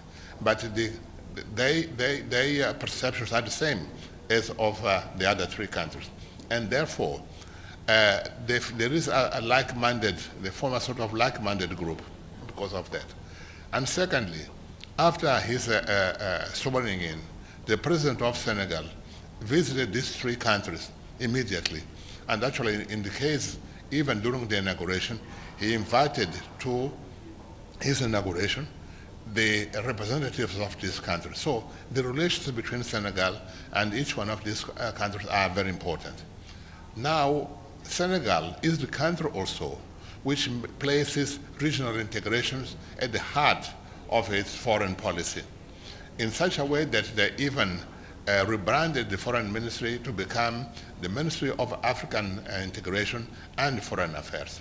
Therefore, Senegal is interested on the integrity of ECOWAS as part of regional integration. And therefore, Senegal is well placed to bridge between ECOWAS and each one of these 3 countries. A second aspect is that one of our decisions taken by the summit was to have a special session of the summit maybe later at the beginning of next year or so, to discuss precisely the internal situation of the organization, to look at the organization in a critical manner, to check if it corresponds or not the interests of the member states.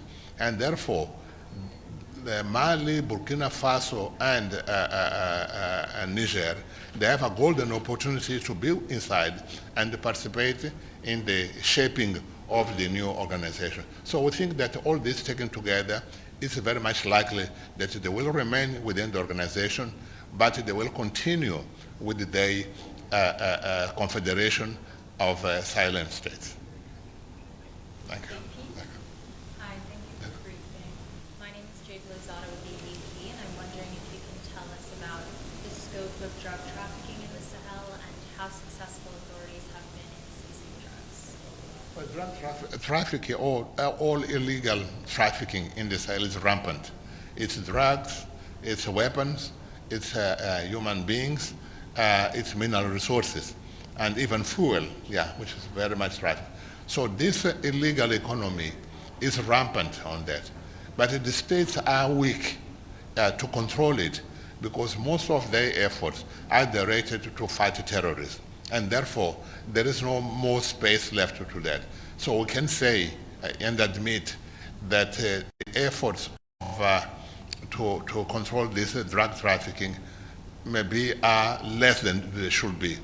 It's true that there are some seizures in Senegal, particularly in some other coastal states, but this doesn't reflect the dimension of the problem. So we need more robust capabilities of these states, particularly on the police, different branches of the police to be able to control effectively all this illegal economy. Thank you so much. Thank you. Thank you, everybody. Thank you. Thank you very much. Thank you. Thank you.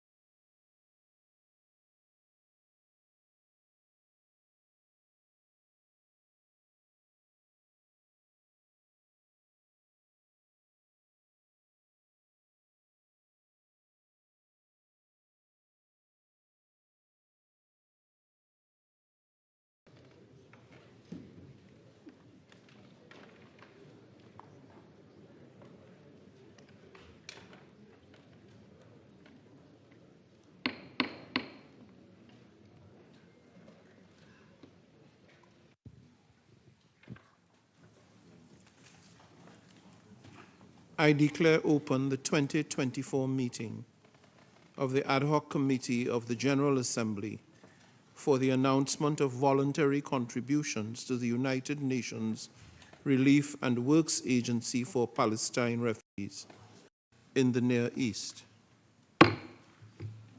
Excellencies, distinguished delegates, I extend a warm welcome to all of you joining us today. I recognize in particular the presence here on the podium of the Secretary-General, His Excellency Antonio Guterres, the Commissioner General of the United Nations Relief and Works Agency for Palestine Refugees in the Near East, UNRWA, Mr. Philip Lazzarini, and the Chef de Cabinet in the Executive Office of the Secretary-General, Mr. Earl Courtney Rattray. I now have the honor to give the floor to the Secretary-General. Excellencies, ladies and gentlemen, every year we meet to help bridge the gap between what is pledged to UNRWA and what is needed. This year is different. Yes, we face a profound funding gap, but Palestinians are seeing widening gaps across the board. Gaps in respect for international humanitarian law, gaps in recognition of universal human rights and dignity for all. And for Palestinians in Gaza, not just a gap, but death, destruction, and a total breakdown in law and order. Just when we thought it couldn't get any worse in Gaza, somehow, appallingly, civilians are being pushed into ever deeper circles of hell. Recent days have brought yet more evacuation orders by Israeli authorities, yet more civilian suffering, and yet more bloodshed. Palestinians in Gaza keep being forced to move like human pinballs across a landscape of destruction and death. The extreme level of fighting and devastation is incomprehensible and inexcusable, and the level of chaos is affecting every Palestinian in Gaza and all those desperately trying to get aid to them. Nowhere is safe. Everywhere is a potential killing zone. It is high time for the parties to show the political courage and political will to finally reach a deal. Excellencies, nothing justifies the horrific attacks by Hamas on October the 7th, and nothing justifies the collective punishment of the Palestinian people. Yet Palestinians, including of course Palestine refugees, are enduring the deadliest period since the agency's creation. And we are all painfully aware the horror has not spared UNRWA colleagues. 195 UNRWA staff members have been killed, the highest staff death toll in UN history. And many of them were killed together with their families and loved ones. And UNRWA is also being targeted in other ways. Staff have been subject to increasingly violent protests and virulent misinformation and disinformation campaigns. Some have been detained by Israeli security forces and subsequently reported mistreatment and even torture. In the occupied West Bank, the presence and movements of UNRWA personnel have been severely restricted by Israeli authorities. Yet, despite these and other obstacles, in impossible conditions, and in the midst of their own grief, the women and men of UNRWA have bravely continued their work in whatever way they can. They are the backbone of humanitarian operations in Gaza. And can you imagine what it must be like to be in this situation. Can you imagine how our colleagues wake up day after day in a living nightmare and still deliver for Palestinians in desperate need? Because I cannot. They are doctors, nurses, counselors, engineers, drivers, and so many others, all demonstrating incredible courage and solidarity. And they are continuing to deliver UNRWA's mandate in desperate circumstances in Gaza, while UNRWA also strives to deliver in an increasingly challenging situation in the occupied West Bank, including East Jerusalem, and in Jordan, Lebanon, and Syria, championing human development and human rights. Excellencies, hopelessness is the greatest ally of instability, and the work of UNRWA is one of the greatest factors providing hope and stability across a troubled region. Without the necessary support and financing to UNRWA, Palestine refugees will lose a critical lifeline and the last ray of hope for a better future. To those of you who have already pledged support, I thank you. And my appeal to everyone is this: protect UNRWA, protect UNRWA's staff, and protect UNRWA's mandate, including through funding. And let me be clear, there is no alternative to UNRWA. We are working on all fronts to implement the recommendations of the Catherine Colonna report by strengthening UNRWA's work and risk management mechanisms. Now is also the time to work on all fronts to support UNRWA's critical mission. And now is the time to bring an end to this terrible war, starting with an immediate humanitarian ceasefire in Gaza and an immediate and unconditional release of all hostages. Ultimately, only a political solution can bring an end to this conflict, one that realizes a vision of two states, Israel and Palestine, living side by side in peace and security, with Jerusalem as the capital of both states. I urge you to act, and act now, and to instill hope in a place where it is in short supply. Act to uphold the mandate of this General Assembly to sustain UNRWA. Act in solidarity with the Palestine refugees and all the Palestinian people, and I thank you. I should like to thank the Secretary-General for his statement, and I will now make some remarks of my own. Mr. Antonio Guterres, Secretary-General of the United Nations, Mr. Philippe Lazzarini, Commissioner General of UNRWA, Excellencies, ladies and gentlemen, as President of the General Assembly, I have consistently emphasized that the work and impact of the United Nations extends far beyond the physical confines of our headquarters in New York.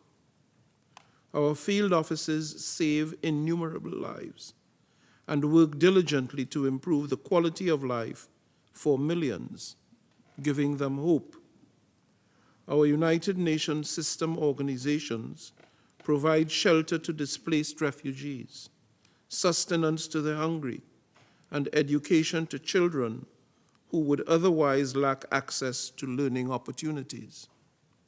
Since its establishment in 1949, UNRWA has embodied the best of our field work for decades, earning a reputation as a beacon of hope in a region routinely beset by turmoil. UNRWA provides protection for 5.9 million registered refugees, including vulnerable groups such as women, children, and persons with disabilities. The agency administers 58 recognized Palestine refugee camps, addressing the dire humanitarian needs of over 1.6 million people across Jordan, Lebanon, Syria, the Gaza Strip, and the West Bank, including East Jerusalem. Through its efforts, UNRWA offers hope and, moreover, the prospect of a future where the dignity and rights of all Palestinian refugees are protected and upheld. Tragically, 197 UNRWA staff members have paid the ultimate price. To honor their memory and the memory of all those who have lost their lives, I kindly request this assembly to rise and observe a minute of silence.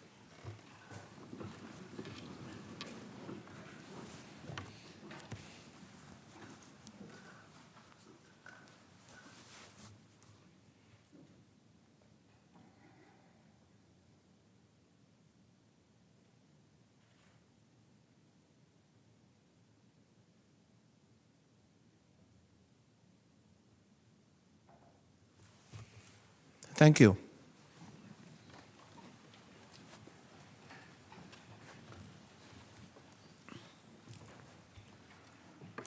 Excellencies, considering the essential services delivered by the agency and its staff, it should deeply alarm us all that UNRWA is currently standing on the precipice of financial collapse. We must heed Commissioner General Lazarini's persistent warnings, reiterated over the past many months, that the budgetary shortfalls facing the organization could force it to cease operations this year, despite its mandate extending to June 2026. The crisis facing UNRWA has been exacerbated by increasingly persistent attacks on the agency's reputation and integrity. Yet, if it ceases operations, it is vulnerable Palestinian refugees who have nowhere else to turn who will suffer the most.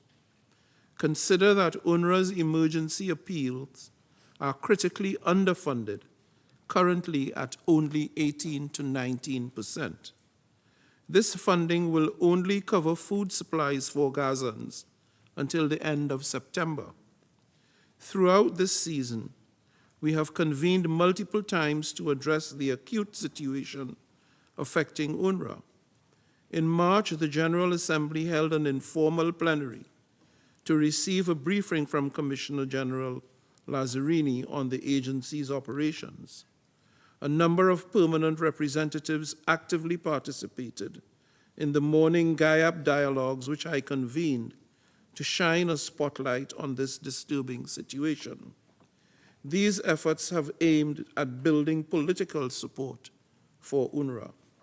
Today, however, we must match our political commitment with substantial financial contributions.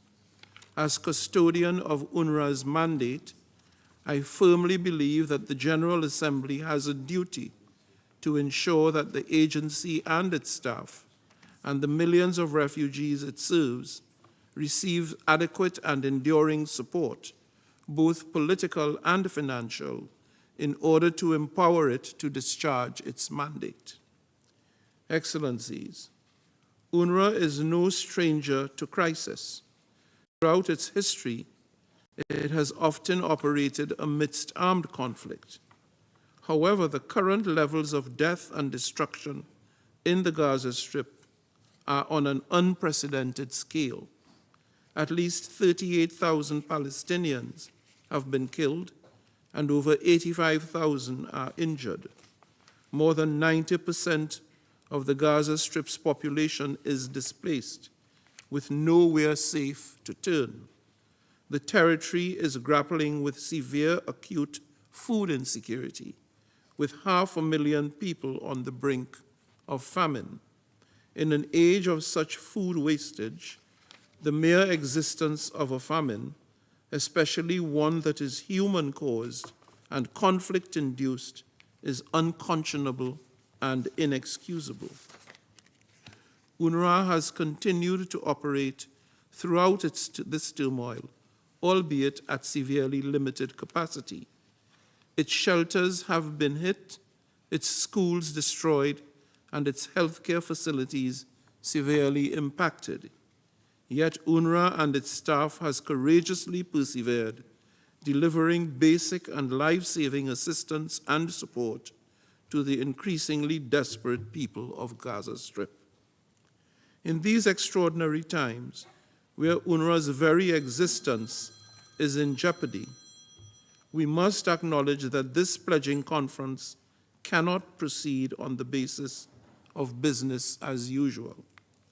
Therefore, I address the global public directly. Now more than ever, UNRWA needs your support. Philanthropic organizations, the private sector, and individuals, you all have the collective power to dig deeper into your pockets and to make a profound difference in the lives of millions by contributing directly to UNRWA. I strongly urge you to act and to do so with utmost urgency. This year must be different. Humanitarian needs are escalating, and our actions must rise to meet them. We must transform rhetoric into reality, ensuring that UNRWA stands on a stable financial footing. And we must relentlessly pursue peace in the region and end the violence in the Gaza Strip. Dear colleagues, I unreservedly reiterate the demands of the international community as expressed through the General Assembly in its emergency special sessions, which include: 1. An immediate and lasting humanitarian ceasefire. 2. Adherence to international law by all parties. 3. Facilitation of immediate humanitarian access, including the lifting of restrictions placed on humanitarian actors by Israel. And 4, the unconditional and immediate release of all hostages. I call on all those with leverage over the parties to exert their influence to achieve these aims. Ultimately, a comprehensive, just, and lasting peace in the Middle East through the two-state solution must be realized. As the President of the General Assembly, I reiterate my unwavering commitment to support any and all efforts to this end. Excellencies, dear friends, I end by urging not only member states of this Assembly, but all other stakeholders I addressed an open message this week, including philanthropic organizations, the private sector, and individuals inviting your contributions. This is not merely about funding, nor about the survival of an agency. It is about people and the survival of Palestine refugees, especially the children across the Gaza Strip, Jordan, Lebanon, Syria, the West Bank, and East Jerusalem. Together, we must forge a sustainable path forward that honors our shared humanity, conscience, and collective mandate to deliver both on our humanitarian obligations and indeed on our human imperatives to help and to heal. I thank you. I now give the floor to the Commissioner General for UNRWA, Mr. Philip Lazzarini. Mr. President, Excellencies, I would like to thank the President of the General Assembly for convening this conference. I'm also grateful to the Secretary-General for his presence and strong support to UNRWA at an exceptionally challenging time. When we met for the pledging conference last June, no one could have foreseen the tragedy that would engulf Israel and the occupied Palestinian territories. Palestinians and Israeli have experienced terrible losses and immense suffering. I echo the call of the Secretary-General for the immediate and unconditional release of all hostages. Gaza is decimated. More than 2 million people are trapped in a living hell. They have been displaced repeatedly across the ravaged and increasingly lawless territory. Children and women are bearing the brunt of this brutal war. Acute food insecurity is claiming the lives of children and severely affecting women who often eat last and least. Thousands of children have been killed. Thousands more are struggling with new disabilities. Many have lost their limbs to amputation, their hearing to blasts, and their speech to shock and trauma. In the shadow of Gaza, another tragedy is unfolding in the West Bank. More than 500 Palestinians have been killed since October, including at least 130 children. Attacks by Israeli settlers, military incursions, and the destruction of homes and critical infrastructure are part of a system of oppression. The Israel-Lebanon border is simmering, threatening full-blown war. Millions of Palestinian refugees across the region are anxious and afraid. Most have lived in camps for generations, awaiting a political solution to their plight. Palestinians are witnessing today the greatest tragedy since 1948. And as they have done for 75 years, they are looking to UNRWA for help. Mr. President, for decades the agency has been a force for stability across the region. It is a driver of human development for Palestinian refugees, providing public-like services such as education and healthcare. Today, however, UNRWA is staggering under the weight of relentless attacks. In Gaza, the agency has paid a terrible price. 195 of our colleagues have been killed. Nearly 190 installations have been damaged or destroyed, killing more than 500 people seeking United Nations protection. UNRWA personnel detained by the Israeli forces have reported mistreatment and torture.